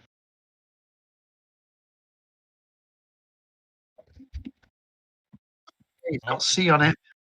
It has got a C on it. Spirit mists rise. Unfortunately, you get another surge. So the mist thickens, completely obscuring the brief view you had of the fence on the outside of the graveyard. And you all got to make a surge check again. How do I do a search check? Just a 1 1d20. dice 20. Don't get a 1. Ooh. Oh, close, so close. Okay. Just Roll to low. explain what happens if you fail a surge check. It's the same as what happens if you're doing an active test with anything that breaks the laws of local reality. What happens is the same thing that happens to people who aren't Storm Knight. You become limited by the local reality. So, for example, Arachnobot would stop working. Direct transport wouldn't work anymore. You would lose the ability to spend possibilities as you lose your connection to that which makes you a Storm Knight. Disconnection is bad for you. So you shake it off, but you still have the issue with the much thicker mist, which is slowing you down. Dr. Dick, make your third test on round 3.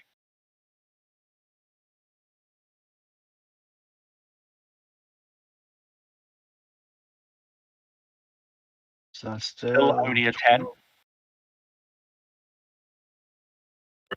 I can help with that. Can I use supporter? You can, but he might be all right so far. Yeah, I've got He's on an 11 plus 1 gives you a 12, plus 3 for the cooperation gives you a 15 anyway, yeah? Yeah. Okay. So you are literally within sight of what you think is an exit gate.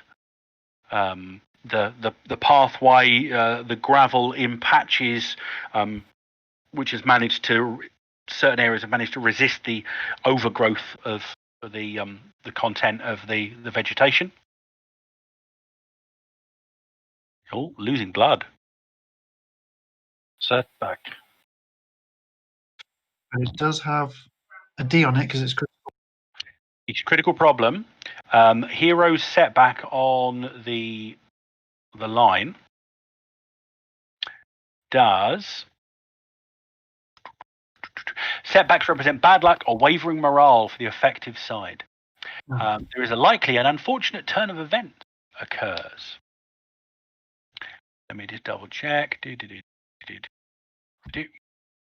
Okay, so first off, Dr. Dick, please go ahead and make your 4th and final roll. Oh, pressure. That's good. Nice. Is that 20 then? Yeah, that's a 20. That puts me at. Well, it's enough anyway. Is it? Is it enough? There's very quiet going from the GM side. Yeah. Hopefully it's enough. Hopefully, it's because he's disappointed. This is where you fight. That's right. Sorry, I was going to say if his microphone broke.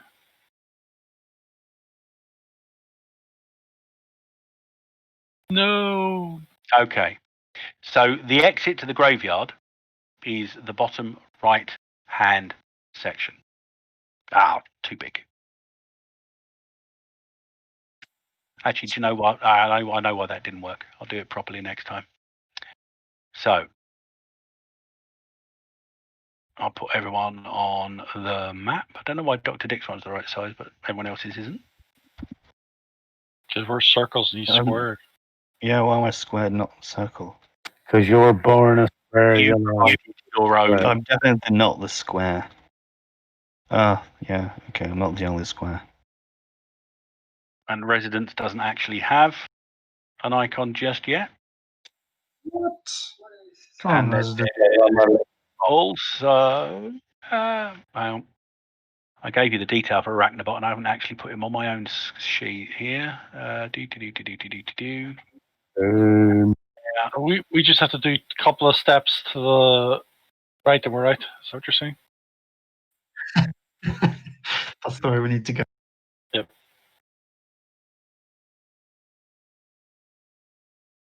Right, are they already placed on? No. Why isn't that placed? Oh, there we go. That's better. Right, they're all too big, though. I forgot I didn't set a map scale. If I'd set a map scale, all of the tokens would size appropriately.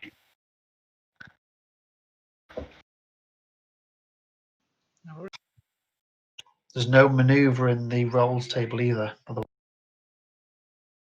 No maneuver skill. Oh, thank you, darling. No maneuver skill. Oh dear. Okay, Right. I shall fix this for next time. Quite shoddy work there, Skellen. You got a bonus possibility for that as well. Take it off him. Not worth it.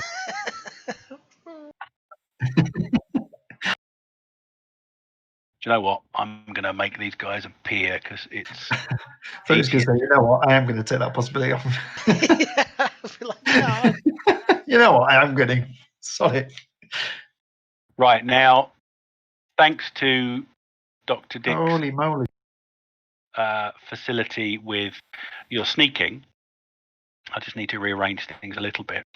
Just You would have baby been coming in at Godbox. the top of the map. Oh, we've just got to get out, literally. Oh, cool. However, I need to rearrange some guys because the setback occurs as Do dinosaurs eat Godbox? Oh, they're coming towards us. they can do. Walking through us. Okay. So you are essentially pretty much on the edge of the graveyard. But in the second before you're able to just get your hand on the gate, from out of the heavy fog to either side, at least 3 decrepit figures stumble forward. Now, if you just give me a second, I can actually give you a picture of what a Gospog looked like. There's an upside down Godbox. They're on big circular things. It doesn't matter if they're way up or upside down. Stop being mean to the Gospog. Laughing it left it dug itself out of its grave feet first. That's quite a clever gospel. Can't be Okay, just. ignore the freaky coloration in the background of the photo. For some reason, the PNG has given it weird background colours. Oh. cool. All of the freaky stuff on the background. Just ignore that. That's Cyberpunk. it. It's a techno one. He's Technical. partying in the 70s or something. Yeah. Acid's just dropped. Someone turn on the music. The It lights. looks like he's dancing. Nice. He's got a lot of tongue action going on there. So, Mushrooms on his head.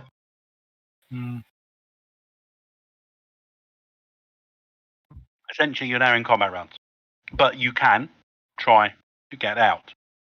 It's still a standard scene. I've got another card with me. So you've completed the dramatic skill resolution, but you've got a tiny little setback to get past. We're Now, up. You are up, which means any roll you make, you get an automatic additional roll.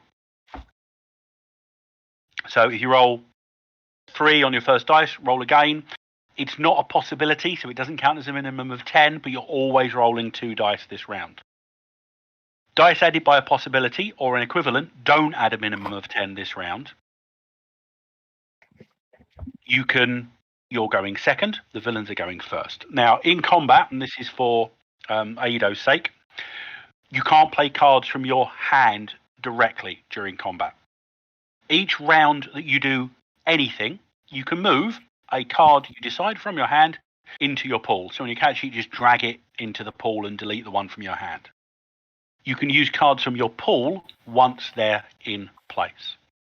The way initiative works is it's either the villains first or the heroes first, vice versa. Yeah, we just And choose, you don't we? decide who goes in what sequence on your go. So it's V then first. Then. However, Doesn't Aido have some sort of ability? Doesn't he have the perk that lets him put one straight in, though? you've got. Did you take situational awareness in the end? Oh, he did. Anyone with situational awareness can put a card from their hand into their pool now. Okay, I'm going to put in supporter. I think that's Anyone who did what can. If you have situational awareness, the perk. Ah, yes, I do. You see, very good. Now, the bit at the bottom that says any multi-action, along the bottom line of it, that's what they call an approved action.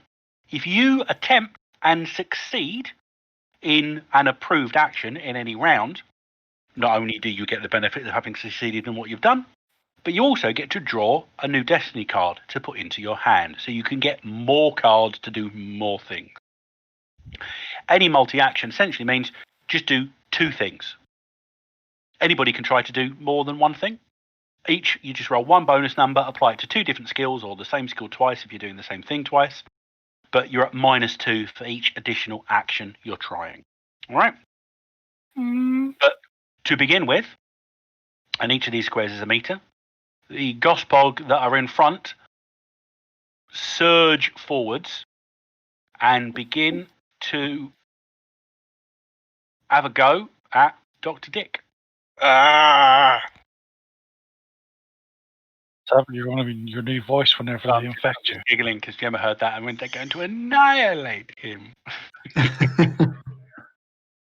Do you Not want hearing the other to side of the conversation. take a ride? So attacking you with unarmed combat, but they are doing a many on one attack. So they're doing the same thing that you just did, combined actions. So they're getting a bonus. Only one of them is going to hit you, but there is a bonus to the attack on this one. Now, the weird thing about Gospog is they're not particularly effective, but they do come in large numbers, and something about them means they don't cause contradictions. So, for example, you might encounter Gospog in the living land carrying M16s. Just bear that in mind. It's not. Am I showing you my dice rolls or not? Can you see Yes, that? you are. Yeah. Or Yes. 20. Fuck. So that's a 26. Oh, That is a thing. bonus number of 9 onto Good an thing, combat of 10. That's a 19. There are 3 of them attacking you, which puts it from 19 to a 21. What is your unarmed combat defense, Dr. Sanders? My unarmed combat defense is called Opponent Fails 27. I use the card.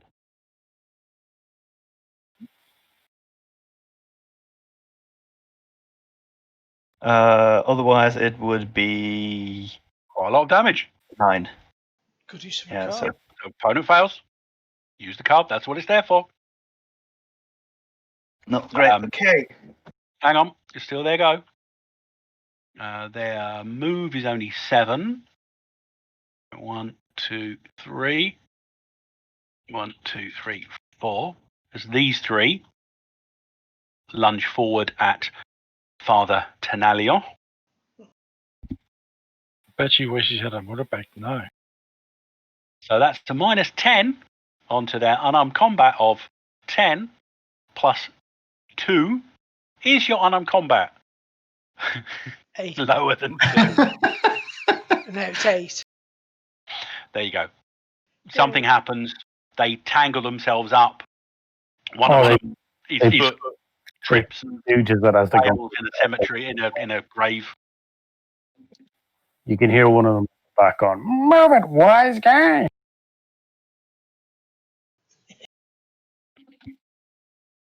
Now, the others are beginning to crowd forward at the sound.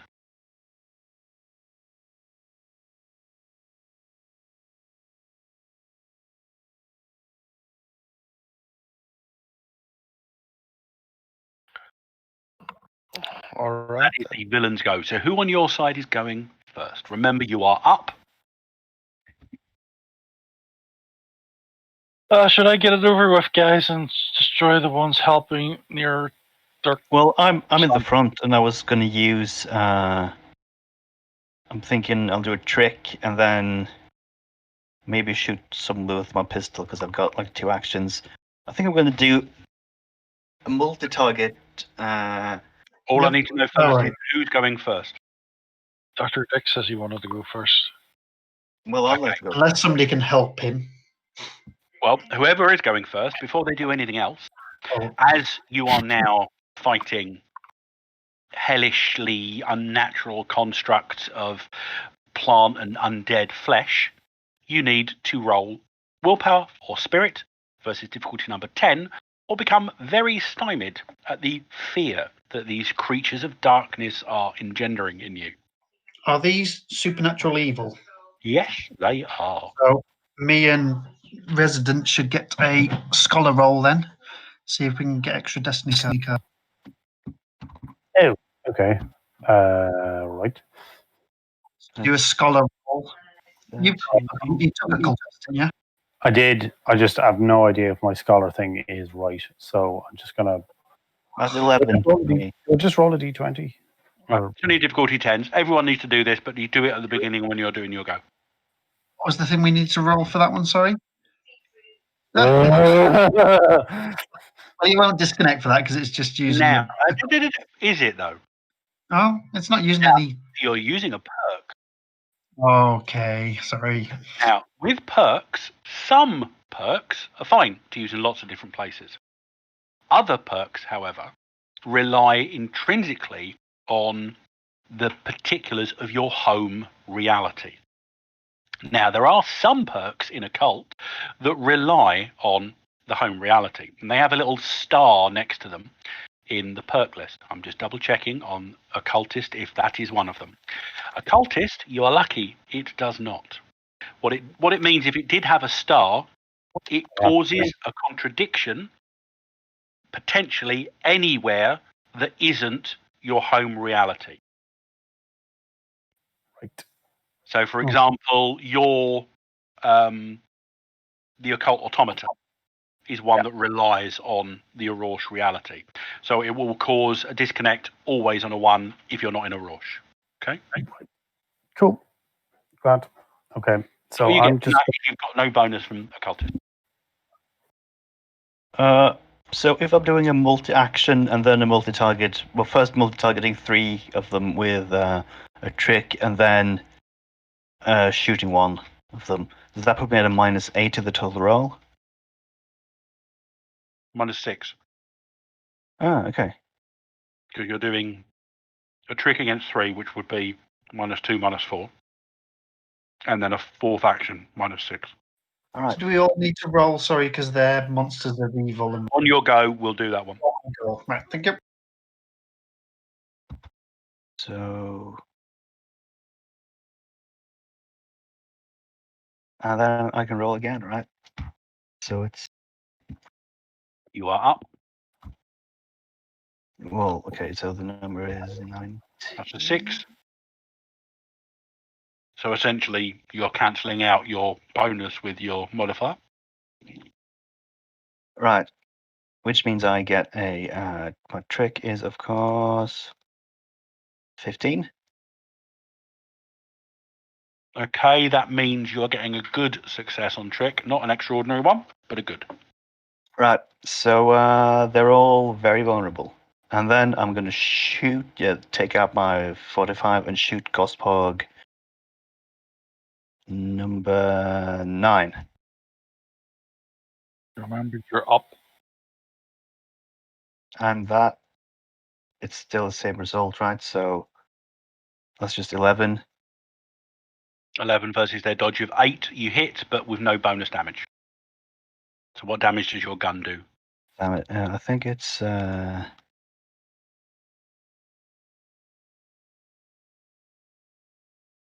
The toughness is only 4 14. at this point.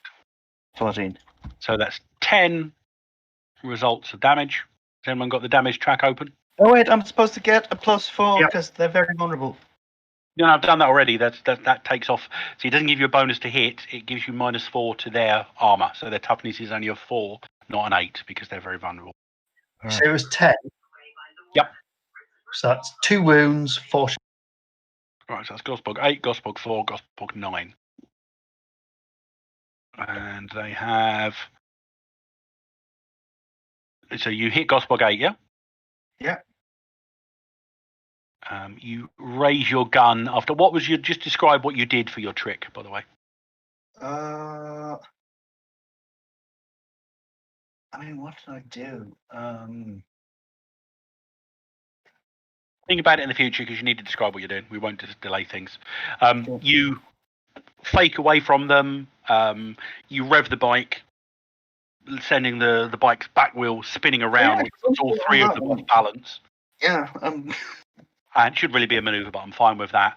And as Gospog 8 falls over the front of your bike, you basically ram the gun directly into the bottom of its chin and pull the trigger, and its head just comes off and it collapses.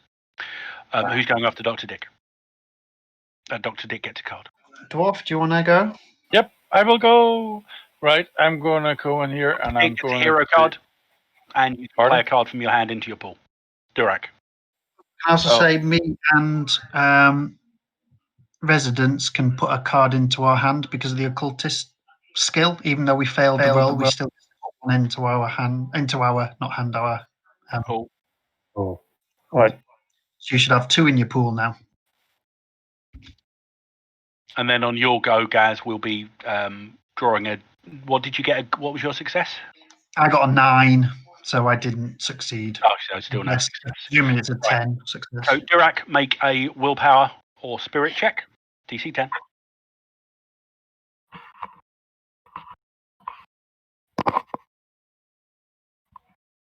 Well done. You are not afraid.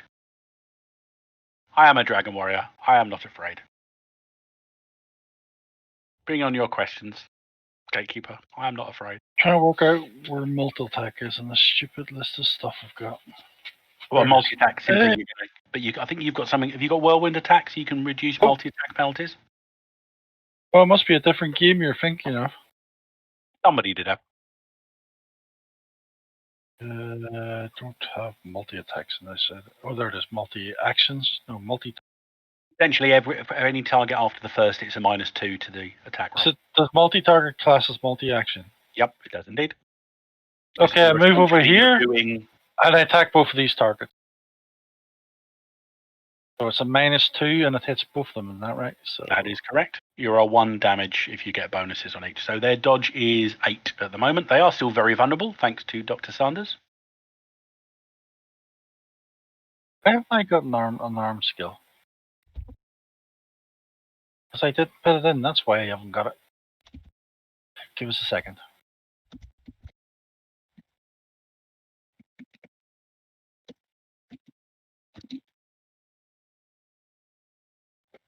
My dex is... What the hell's my dex skill?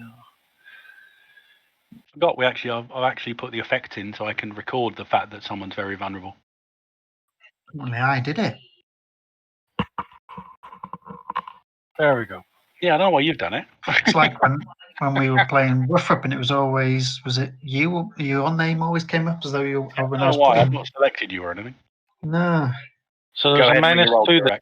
You're at Yeah, -2, yeah. I had to make the skill I was saying. You didn't hear it. Okay, here we go. Managed. And I get another roll on the dice 20, isn't that right? It's not TORG roll, is it? Yep. So you've got a 7 at the moment. So that's 15. 17. Instead of 15.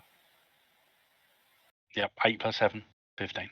Oh, right. So it doesn't become an automatic 10. Yeah, no, this is Okay. just a reroll. It's not a possibility, it's just a Oh, reroll. 15. So +2 to my 9 is 11. 11 is enough to get over their unarmed combat of 10. Woohoo. My damage. So you're not doing any bonus damage. It's just Oh, your yes, I am. I am doing bonus damage. Oh, well, What's not from the the bonus roll, dice. yeah. Not for the dice. So there's I'm on a horse, so I get +3 extra damage, plus whatever I've got on my thing. Oh my god! Somebody's been reading the mounted stuff. 19 combat 19 AP2. Versus toughness of 4. They don't have any armor, so AP doesn't have any impact. So that's 15 results. That will take out Gosbog 4.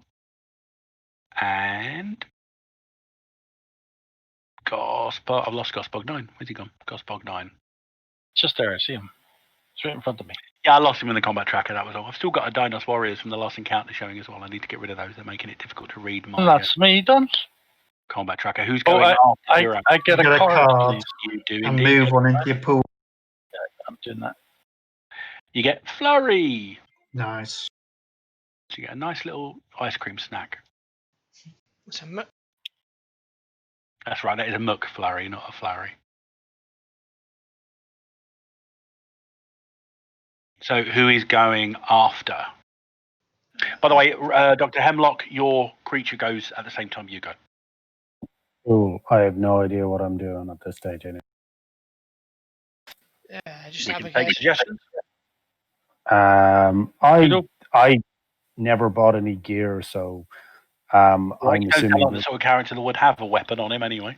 John, could you open that picture for him to show him all the things he can do? Action and combat. what? card. Basically, you've got what shows Oh you shit! all. Okay, It's just the action summary. right, These are cool. different. Dim, cover, concealment. I mean, I might fuck it. I get the spider to go and bite one of the to take a chomp out of one of the zombies. Okay, so you should see on the Arachnobot, it's got a move stat. It's generally similar to its dexterity, but it might be slightly different. Each square is 1, so he can pretty easily move over there Yeah, hang on. to engage Godbox 3.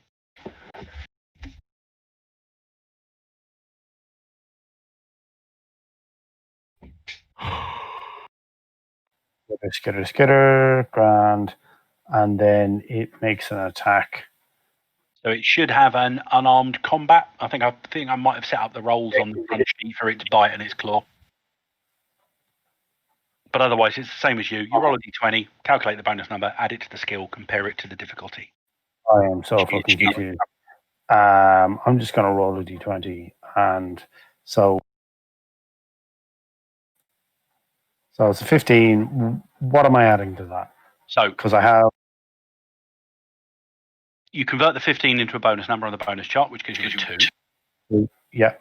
And it should have an unarmed combat skill, which will be its dex plus a couple of adds, which is about a 12 probably, or an 11. It's a 12. Yeah, total. So 12 add 2 is 14, and the difficulty you had was a 10. Right, so it's a 4. So it has hit. Now, it will do its base damage, because if you do 5 or more, versus the target, you'd roll a bonus dice, but you didn't, so you're just doing the basic damage for the attack, which should be, I think it's its strength plus a couple. Again, it should be listed against the attack on this sheet.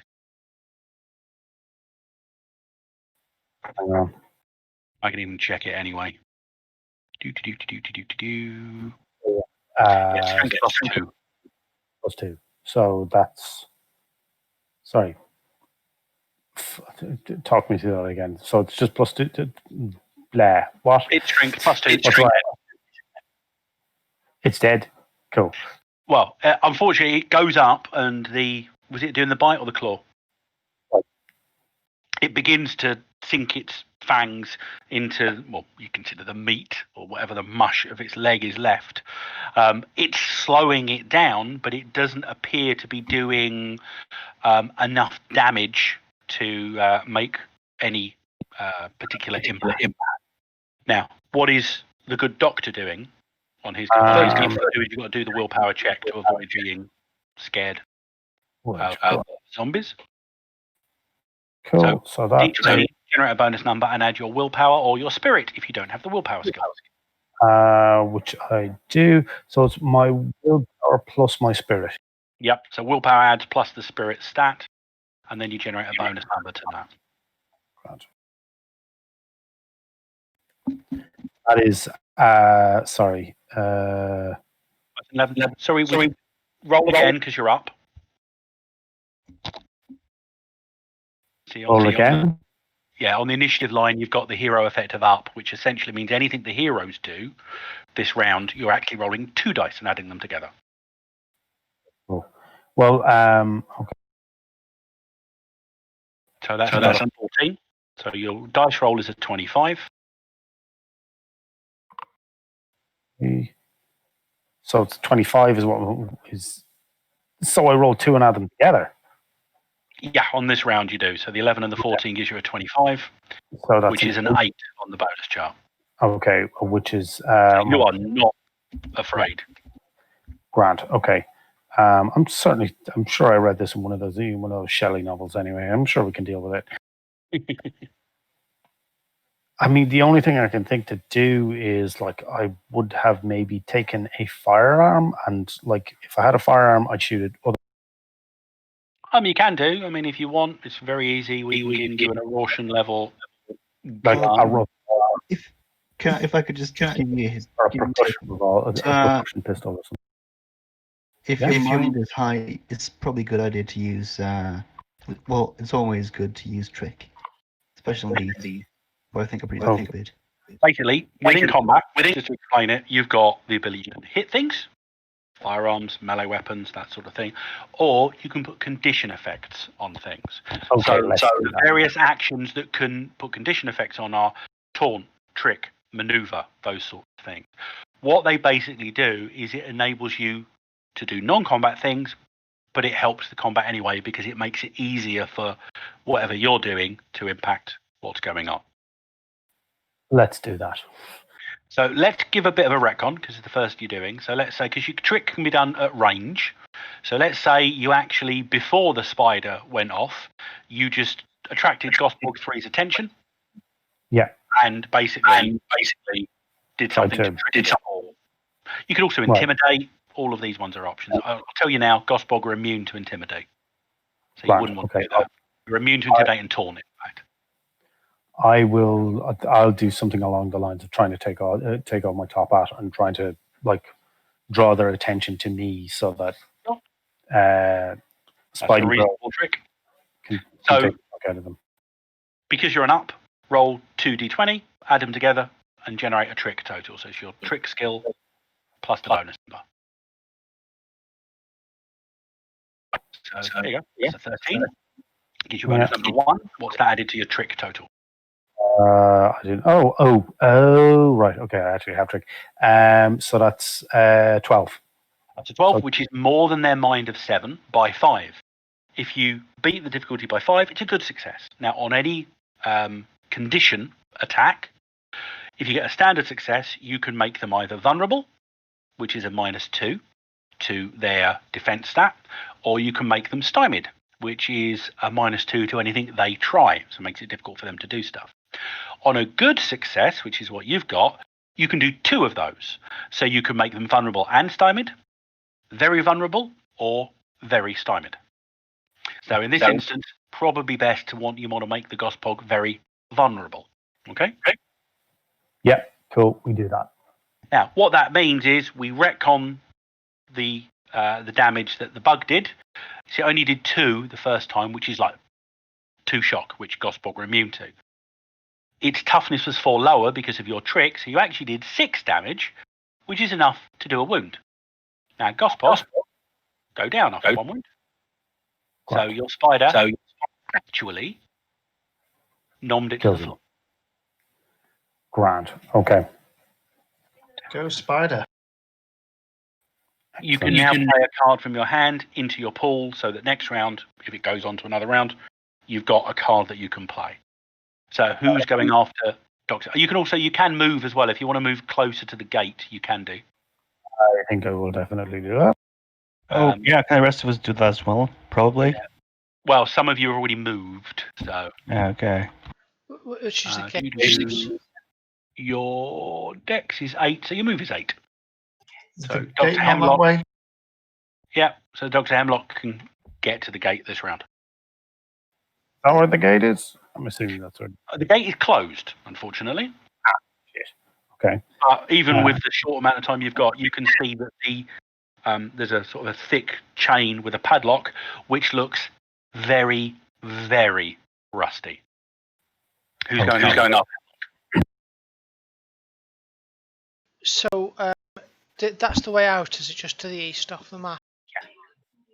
Theo, you're surrounded, aren't you, at the moment? So have you got a plan what you want to do with them, or do you want to try and thin them out, or somebody try and thin them out? I can sort this out. Okay, you go for it. I'll grasp my crucifix and show it to them, brandishing at them, and saying, "We are the lambs of God. You have no protection here. Begone. Get back to the darkness." And I will also declare a multi-action, because from the other action I'm going to move over to the gate. Or move is an action, you can always move. But if you're moving to the gate and doing something else, that would be a multi-action. It'll be an attack. Smashing the lock. What's my movement? How many of these squares can I move? Dex. So each square is 1. So what is your dex? Each square is 1 meter. Is it? My dex is 7. So 1, 2, 3, 4, 5, 6. You could get right to the edge. So I can get up to the gate and lock. All right. I'm assuming you're doing a declaration of a miracle. I am a declaration of a miracle, which is going to be a repel to hopefully blast these critters back away from. And then repel. I'm going to run up and then sort out the gate. Hopefully, so let's do the repel first. So whatever you're doing at the gate is a -2 as well. So the repel's at a -2. So it's one bonus number that you'll apply to whatever both tasks are. Does he need to roll his willpower? Do that first. So roll a willpower or spirit to avoid being very stymied through fear. No bonuses and modifiers to this. Just not at the moment. No, it's outside of that standard combat actions. If I fail this, I'll be sad. You did just fail it. You got an 8. You needed a 10. In which case, can I? What's very stymied mean? Very stymied means you will be at -4 to anything you're doing. Yeah, I don't want that, even with the extra dice. That kind of sucks. Go on. Don't forget, you've got to roll your extra dice on this. Oh, yes. Okay, so I'll do. Oh, you get to roll it on that as well. Yeah, it's anything this round. Cool. That's so something. That's a 6. So you didn't fail. Yay! All right. So in that case, we're on to the casting of repel. Yep. So again, roll D20 followed by another D20. This is at -2 though, isn't it? So. Oh. Now, what were you saying about trading away the glory card? Because you have another D20 to roll onto this. Oh, no, So you currently have a die roll of 48. Do I just roll the blank? And you've got another D20, so just roll another D20. Roll low, roll low. See, if you spend a possibility now, that's a guaranteed glory result. Oh, do I? If the glory card gets played. Do I? He's asleep. I'll prod him. God damn. In fact, I'll just take the card out of his pocket. Unfortunately, the card is currently in his hand. No. Oh well, never mind. It's safe to say that my repel works, I guess. I think it might do, because off of a 55, so you're at the top of the chart. So that's actually a 14 bonus number, because if you see at the tail end of the chart, it goes every +5 is an additional +1. All right. So a bonus number of 14. So essentially a bonus number of 12 with your -2. Yay! So that should. So you apply that to your faith skill, or whichever one you need to do casting with. Yeah, it's my faith skill. My faith skill is 15.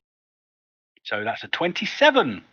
What does the particulars of repel do? Have you got that written down, or? Yeah, it basically just says if I get an outstanding success, my target number is 10, so this is complete overkill. If I get over 10, well, it was outstanding. I don't know what I need for a raise over the 10, but I presume it's an outstanding result, and this means everybody, all these. Oh no, it does make a difference. Sorry.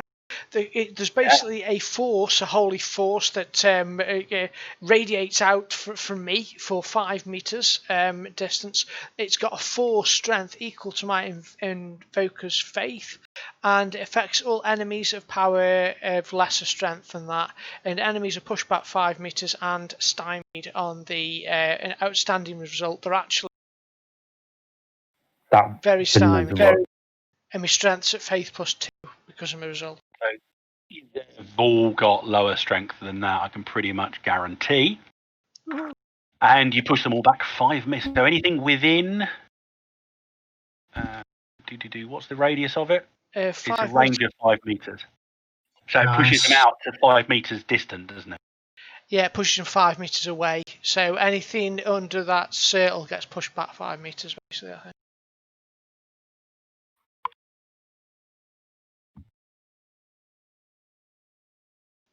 Right, let me just double check that. So that would be Godbox 10.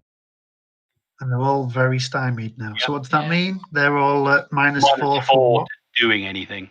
For them doing anything, right? For them doing anything. So vulnerable makes it easier for you to affect them. Yep. Stymied makes it remember which way round it is. You. Cool. You can see actually. And then with the remainder of the roll, you head off to the gate And what are you doing to the gate? You can just describe it, because you've got a bonus number of 412 on whatever you're doing. Oh wow, okay. Well, my staff, which I'd gotten, has been serving me well. I'm going to rush up and basically smack It has actually. It hasn't decayed or anything like that. I'm going to smack the rusted lock and open the gate to leading the way to free. Yeah, so you bring the staff up, and you bring it down point first towards the lock, and the end of it just punches straight through, and then you just twist it, and the lock and the chain shatters away. Very well done. Have a card. Oh, and I get to move something to my pool as well, do I not? Or something? You do. Not the one I've just given you, but anything else. So you've got a backup plan.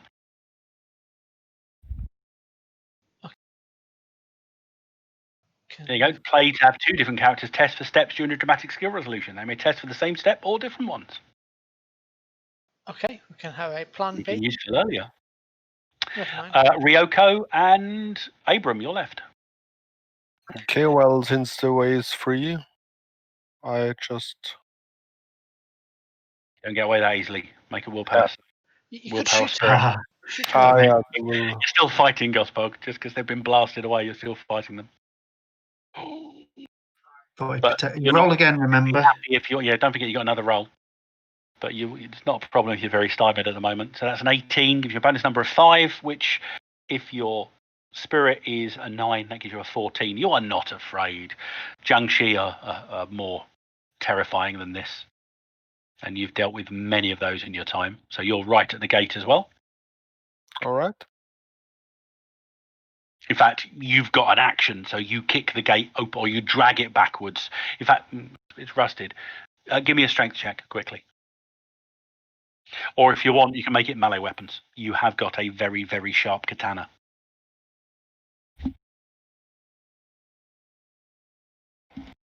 Melee weapons. That's 18. an 18, yeah, versus the gate. Roll me 1d6. This is a damage roll. So add 3 to your katana damage. The katana. The gate's only got a toughness of 8. They're no tougher than the Gospog. That's not on... Wait a sec, that's not on the...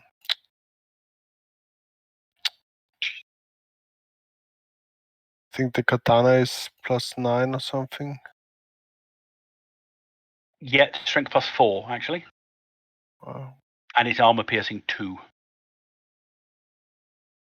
So you rush over, seeing Father Theo having dealt with the gate, and the gate's swinging, but you can see that it's so badly broken that, well, frankly, it's not going to open quickly.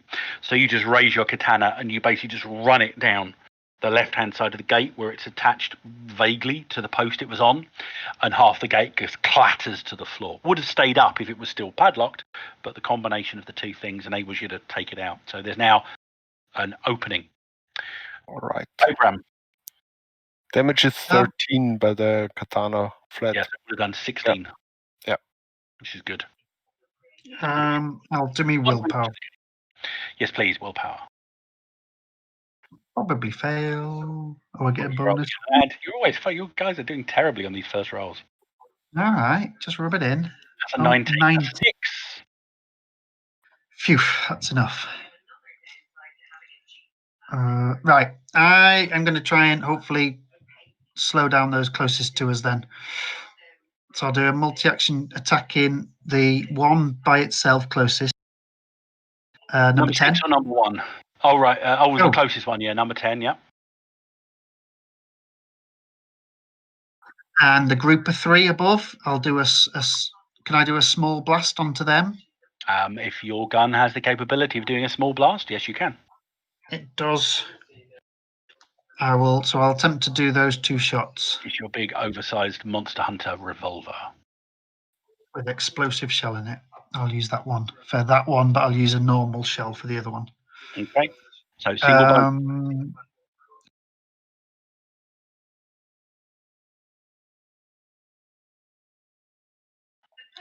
Oh, bloody. Another.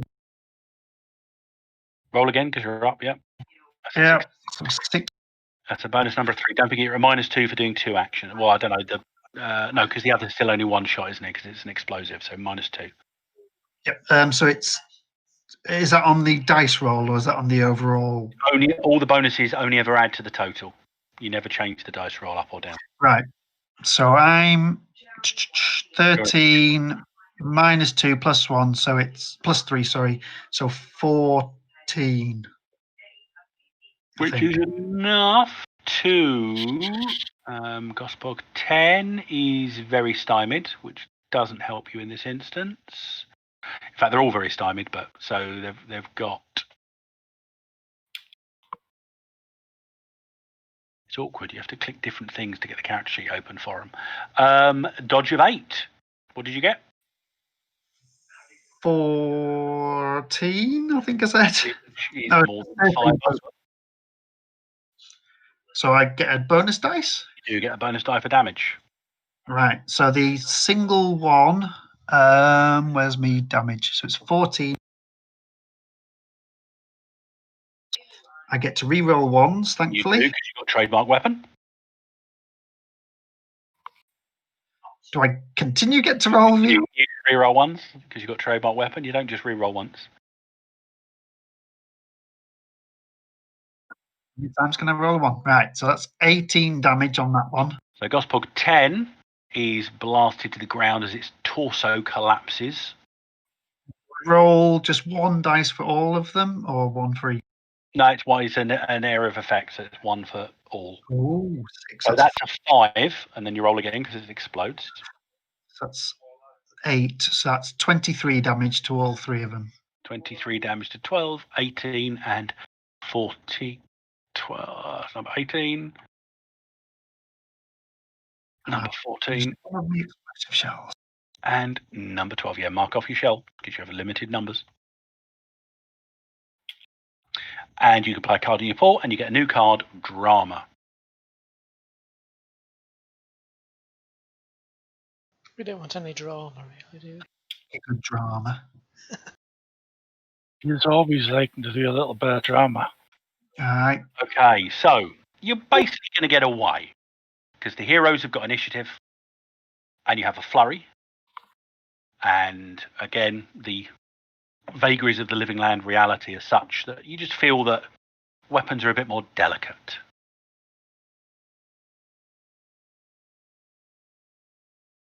So you gather yourselves together and double time it out of the gate. Durak is able to just quickly grab the gate on the way out, and you just prop it back up at an angle to act as a slight limit to prevent pursuit. And now, being on more familiar territory, Dr. Hemlock knows the routes through the local streets, having availed himself of a local street map when he was back at the Washington Mall. And muddy, bloody, beaten, and tired, you finally make it to a series of barricades around the Washington Mall. You've made it. Give me a second, and I'm just going to hopefully give you the map. Oh, I thought you were going to say treasure.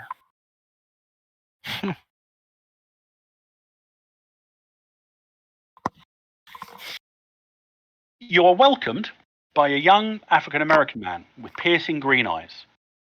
Hi, I'm welcome to Fort Washington, folks. I'm glad you made it in. The lizards have had us surrounded and things were getting desperate. I'm Major Jeff Chandler. I'm in command here. Hello, Major. We are very pleased to finally make it here. It's been quite a journey for us. Oh, it has? I mean, I see you're with Mr. Hemlock. He's been helping out, but I don't know the rest of you. Dick Sanders from the I've forgotten the name, but I'm from the thing. You have got a piece of plexiplastic with Quinn Sebastian's details on, don't forget.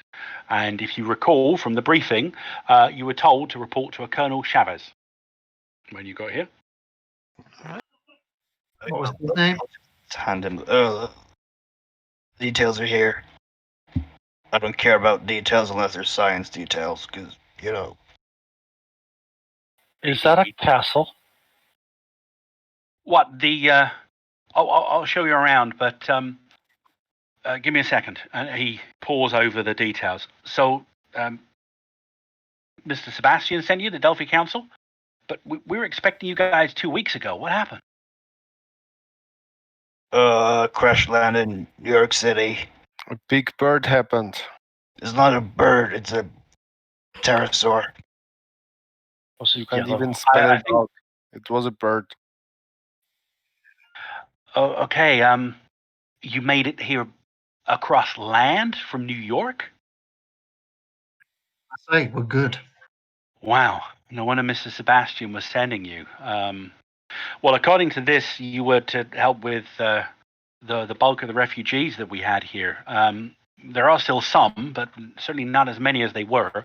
I'm sorry about the plane and the pilots. They were good men, but we can focus on the mission. John, With- just a question. Uh-huh. Then is the National Mall in the middle? Is this like a landing field or? No, it's essentially it's actually the location in Washington. They just call it the National Mall. It's essentially just like a big grassed area. Yeah. I mean, is this I mean, a they don't makeshift sell shit landing there. strip for the? It doesn't look like it's made for it, but it Okay. could certainly probably do with one a push. We're Right, wondering where because the they sent plane us would here have with a landed. plane, so Yeah. Yeah, Where it does- probably would have landed, but there isn't a plane here at this Okay. moment. So how do you think we can get the refugees out of here? Well, we Into- have regular routes coming in, but we're not necessarily trying to get the refugees out straight away. We just want to bring most of them back to the, I don't know the terminology, but they're calling it the local reality environment here. And we've kept the mission going in your absence. Sebastian asked you to help round up the survivors, but as I said, there aren't many left, but we're happy for any help. Rest up, and we'll get to it in the morning. I'm really glad to see you guys. Really, honestly, I am. You can see the place looks well run. Chandler looks young to be doing the role he is doing. The men seem to be relatively well drilled. You can see a number of civilians walking around, and every so often the silence of the area, the noise is punctuated by automatic weapon fire from one way or another. Each of the barricades is manned by a number of soldiers with automatic weaponry. A couple of them are actually manned with high caliber machine guns, like static mounted situations.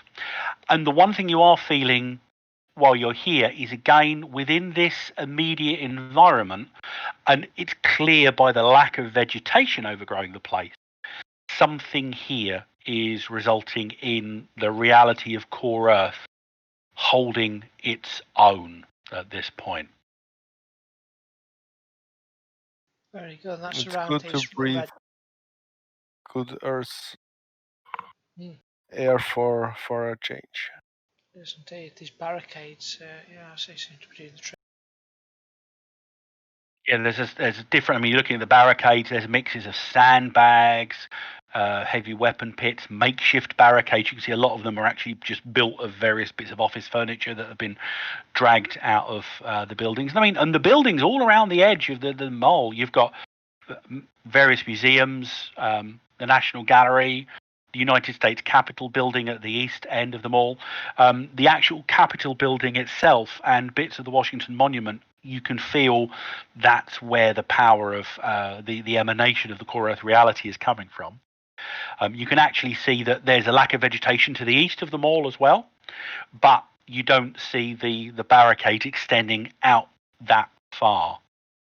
The Smithsonian Castle is here. So somebody mentioned about, is there a castle? Yeah, the Smithsonian is actually looking very much like a castle. I just had the map castle. I was just reading it. Well, it pretty much is. I think that's, where's that on the map? Because the Smithsonian should be on there. Just above this Museum of African Art. I don't know if you can see my arrow, but Terrace Castle, yeah. Next to National Mall.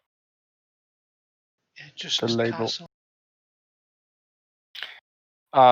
The barricades are manned by soldiers, like Yep. the Each one has at least 3 soldiers manning it. National Guard, American They're a National mix. Guard. They're a mix of National Guard and actual regular recruits, All right. and they seem to be quite focused on outside of the barrier. As you're standing, a gentleman, possibly in his mid-40s, shock of red hair, little bit balding, slightly overweight, jumps up from whatever he was doing and comes over and says, "Oh, Major, I'll look after the guests, okay?" I go, "Yeah, sure, Billy. You do that. Whatever they want, just find them somewhere to rest, and we can deal with it in the morning." And the guy turns around and says, "Hi, I'm Billy. They call me Hotshots, Billy Stanley."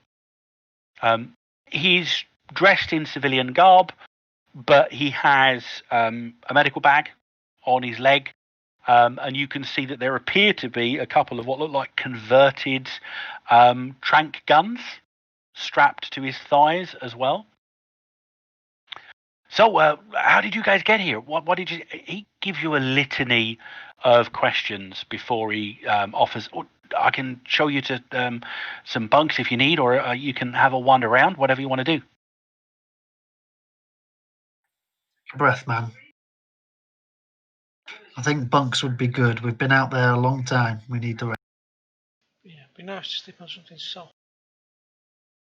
"Well, we can arrange something. It's probably not soft, but come with me." And he escorts you across the green, heading towards the Smithsonian Museum of Natural History, where you go in, and a lot of the place has been cleared out of any exhibits. Some of the areas are just, you can see them marked off with like police hazard tape, but a couple of the exhibit halls have just been converted into cots, and there are dozens and dozens of cots in here. Billy shows you to a half a dozen or so that were empty. Nobody seems to mind Dr. Hemlock's beast in here. The mechanical critter has obviously become a bit of a local sight, so they're quite used to it.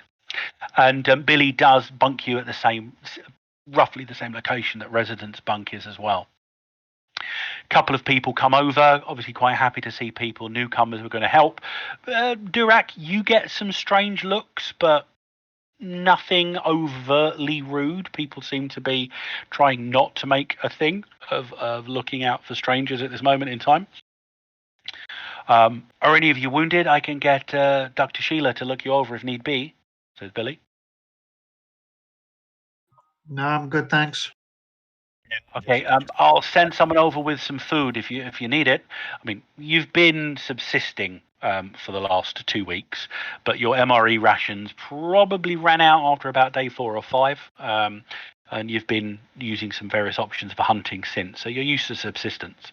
So when some reasonably pure water and some canned food is brought over to you, it's quite pleasant. Fantastic. Those of you that aren't familiar with canned food are shown how to get the top off the can, and it's quite nice. It's just like beans and the like. Finally, no dino Yeah. meat Fine for mistakes. a change. Somebody hears that and says, "Sometimes there is." They call over. But you're basically able to rest for the evening. That's good. Tinkers away at some weapon bullets.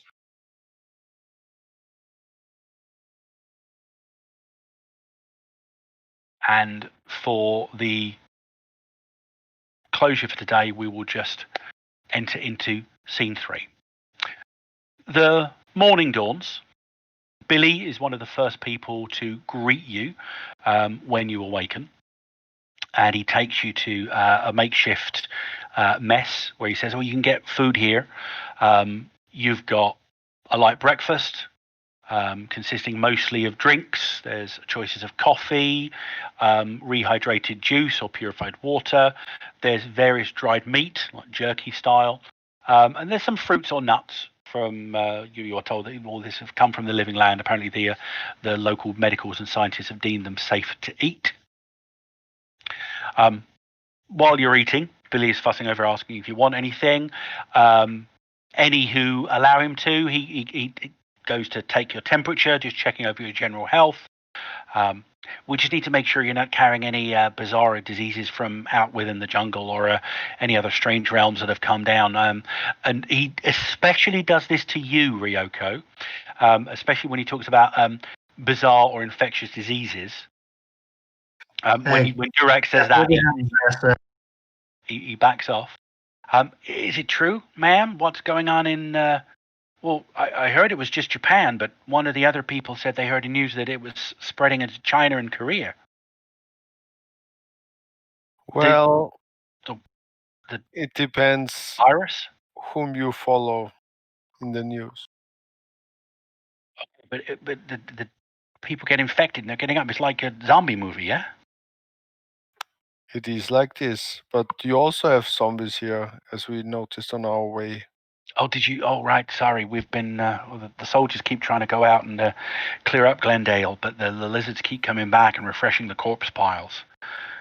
We don't know why. They keep coming back to the same place over and over and over again and refilling it. It's, probably a good 20%, 30% of the forces that get detracted from the walls are those plant dead things. Yeah, most unholy, disgusting creatures. Father, if you don't mind, there are some people that would like to take confession, if that's something that you do. It is, yes. I'd be happy to tend to anybody's spiritual needs while I'm here. Yeah, we don't have any. We've got quite a few Catholics here, but unfortunately, we don't have anyone who's ordained. I would be glad to assist. If that's show me to. He does so. You're left to your own devices for the majority of the morning. You can choose to wander around and look at the sites if you want to, or talk to people, or we can just move on to when Major Chandler comes to talk to you. Well, I wouldn't mind talking to some of the people as I'm ministering to them. What sort of things are you asking? There's a mix of people here. You do find that the defenders of the place are all 3 battalions of the 3rd US Army Infantry Regiment. There's a few special forces units, most of which are out scouting. Majority of the time. There's a couple of stranded marine companies. Dr. Sanders, you do see that there's an assortment of armoured vehicles. There appear to be about 2,500 combat-ready troops altogether, serving alongside about 3,000 individual souls consisting of civilian contractors, trapped citizens, refugees. There's a few adventurers. You can tell they stand out amongst the others, and you can talk to a selection of these if you wish to, Father Tenalion. I need to get everyone's titles right. Ryoko, Durak, and Abram need a title, then they'll fit in. I haven't anything specific that I am looking for, but I think just talking to people and get an idea about their morale and their experiences. So just generally chat to people as I'm ministering to them. Just to point out that Abram's statement is not true, because it's a parallel world, but it doesn't have a majority of the same famous individuals. For example, Queen Elizabeth is not Queen of England. It's a different queen. And it was a different president who was lost in the initial invasion. That's a shame. He might have been crap, but that's another thing. The American government is actually now hosted in Houston. And in fact, one of the things that you find out is within walking distance of here are the ruins of the White House. because in the early weeks of the war, it would seem that Carr's troops were aware that Pennsylvania Avenue and the big white cave therein was an important strategic location. And the stories you hear of the forces that were brought to bear, like dozens of tyrannosaur-like beasts with lizard men riding on their backs, some of them literally praying to their god and bringing lightning down from the sky or lava up from the ground. And 1600 Pennsylvania Avenue is just ash. Wow. Okay. Airplane. The Yeah. population appear to be surviving here. They are keen, it is obvious, to get evacuated, but as you understand, the evacuation effort is a slow process because you haven't got any kind of mass transit. So after talking to a few military personnel, you do find that the main operation here is one of protection and keeping as many refugees and bringing as many refugees in from the outside wilderness as is possible. Understand. So you get a good feel for the local population. Is anyone else doing anything in the few hours you've got spare time to yourself? Well, I'll be doing me bullets that I've used, but also I'll probably talk to the guards out right back, just if they've got any information on the animal, the beast they're dealing with, and whether how to take them down and whatnot. Just to put in my notebook. I mean, you get various tales, descriptions of various large, not just lizards, but it appears that there's any number of massive fauna and flora exist within the living land. You get tales from a couple of the Marines who've been out on scouting missions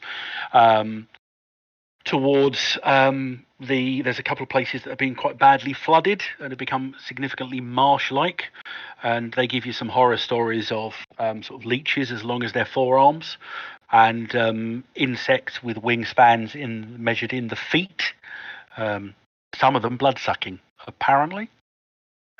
I'll be relishing in all of it and then taking furious notes.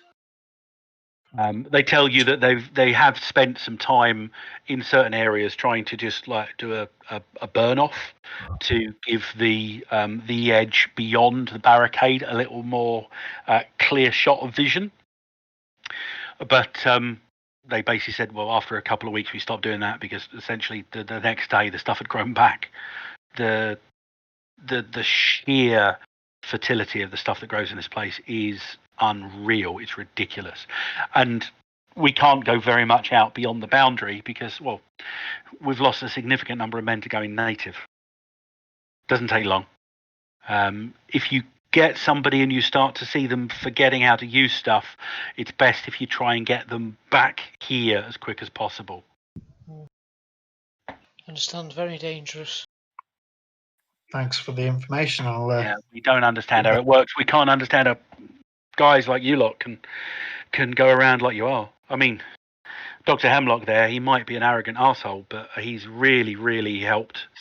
And that beast of his, he just keeps going. He keeps ticking and carries on kicking. It's ridiculous. But us natives know. What? Because I'm from Isle, so with the Isle. Yeah, I mean, you want to? I mean, I haven't heard. You're talking to the same guy. I haven't heard much about what's happening with you guys, but is it true? Like you're an extra from Game of Thrones or something?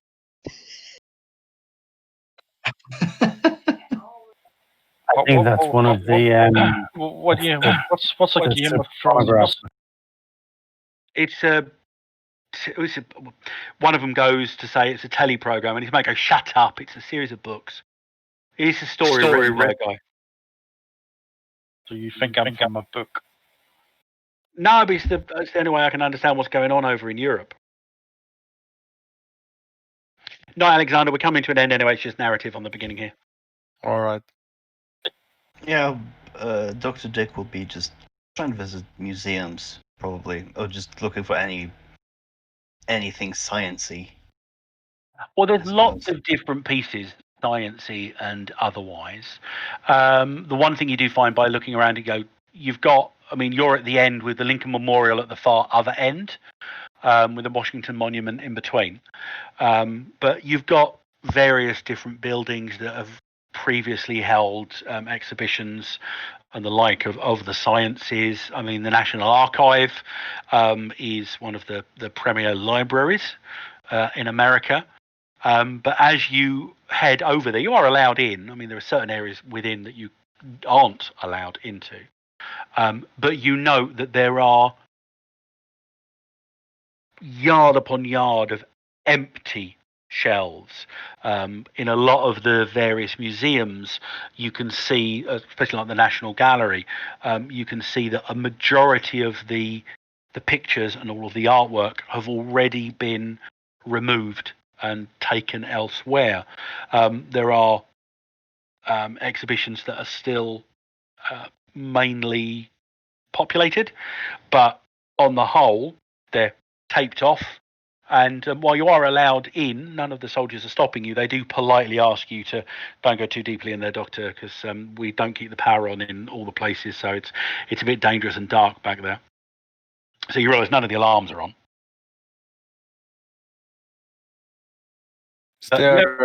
Is there a Japanese sword exhibition at the?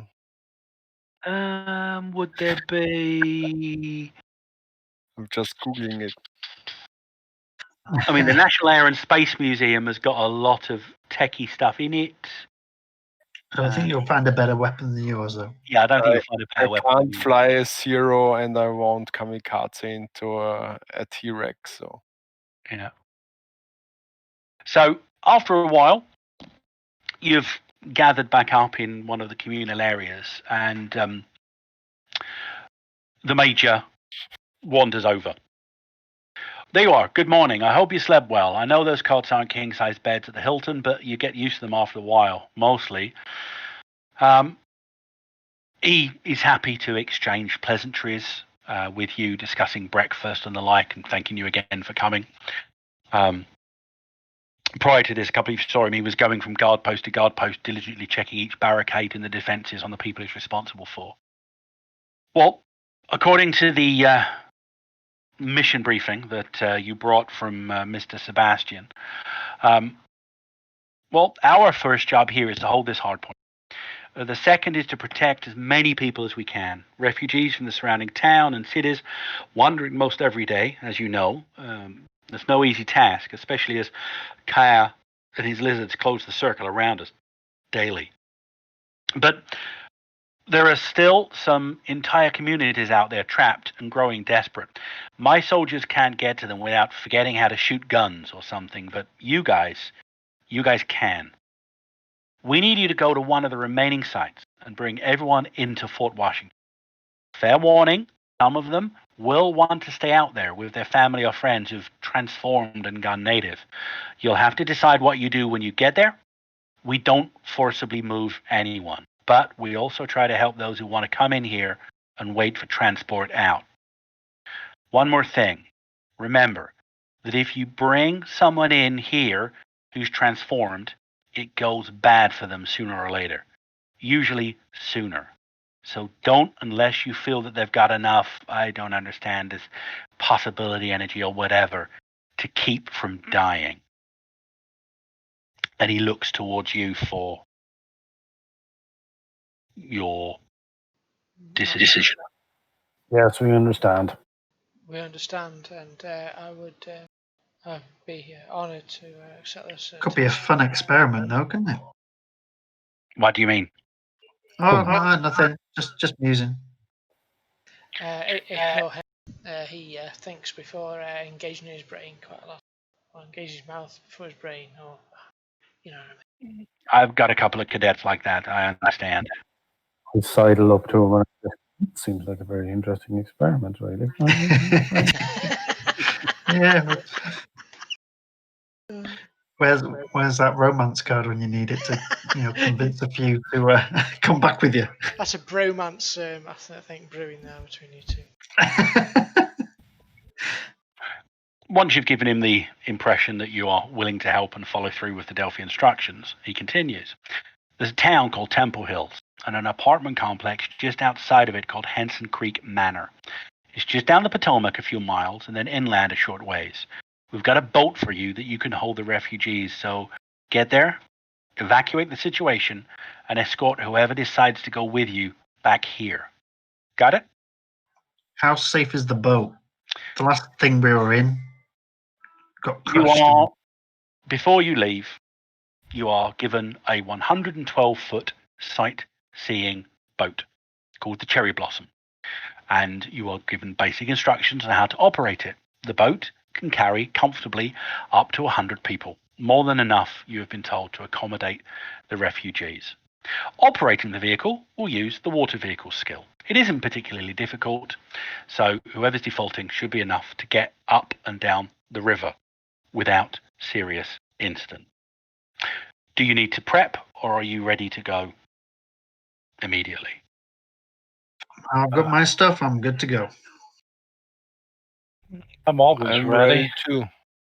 I'll Checking the magazine on my submachine gun. yeah, pump the shotgun. Yeah, I'm ready.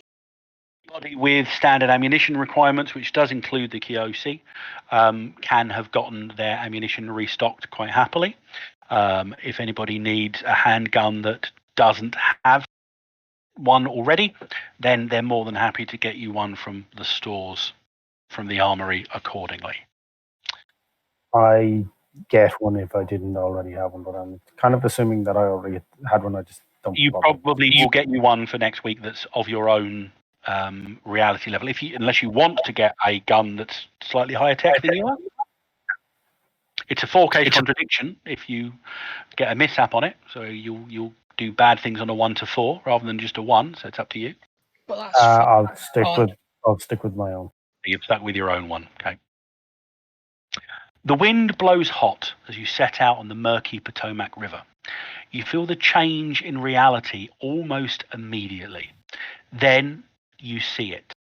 Massive fish that never lived on Earth swim lazily beneath the green water. You're talking 15 to 20 feet long apiece. Giant dragonflies buzz overhead, and butterflies with electric blue and green wings flutter curiously nearby. A number of ships and boats rest half submerged along your route, wreckage of the invasion. Some look to have been attacked by some creature or other, but most appear to have just been abandoned and allowed to drift to a slow demise as their hulls have rotted away. On either bank are the dilapidated shells of what were once $1,000,000+ homes. You occasionally spot furtive figures rushing away as you approach, though whether they're humans gone native or a dinos is impossible to tell at this range. Occasionally, a terrible beast shows itself and roars from the riverbanks as well. These creatures resemble the dinosaurs that some of you know from books and movies, but even as you catch a slinking tail or flash of teeth, you know that they were never truly of this world. Something large splashes 100 feet to your right. It resembles an alligator or crocodile, with grey knotty skin. It must have caught some massive prey, for a blood spout blooms out of the water as you hurry onwards. A half hour later, you see the landmark that Major Chandler told you to look for, the Interstate 495 bridge. The centre of the bridge has collapsed, whether from the weight of some great beast or the rapid decay of the living land is unknown. But there's a small cove on your side that you can dock in, and that's where we'll leave it for this week. cool. We'll explore the cove next week. Very good. So, do we get XP? Oh, you get XP at the end of the act. Thank It's you. always Yeah. the same. XP's at the end of the act, and it's always 5. You're mean. I'm not mean, it's the rules. Did you not just say we started Act 3? No, scene 3. Oh, scene 3, okay. Thank you very much, John. Cool. That was good Thank you fun. very much. I All heard right. Act.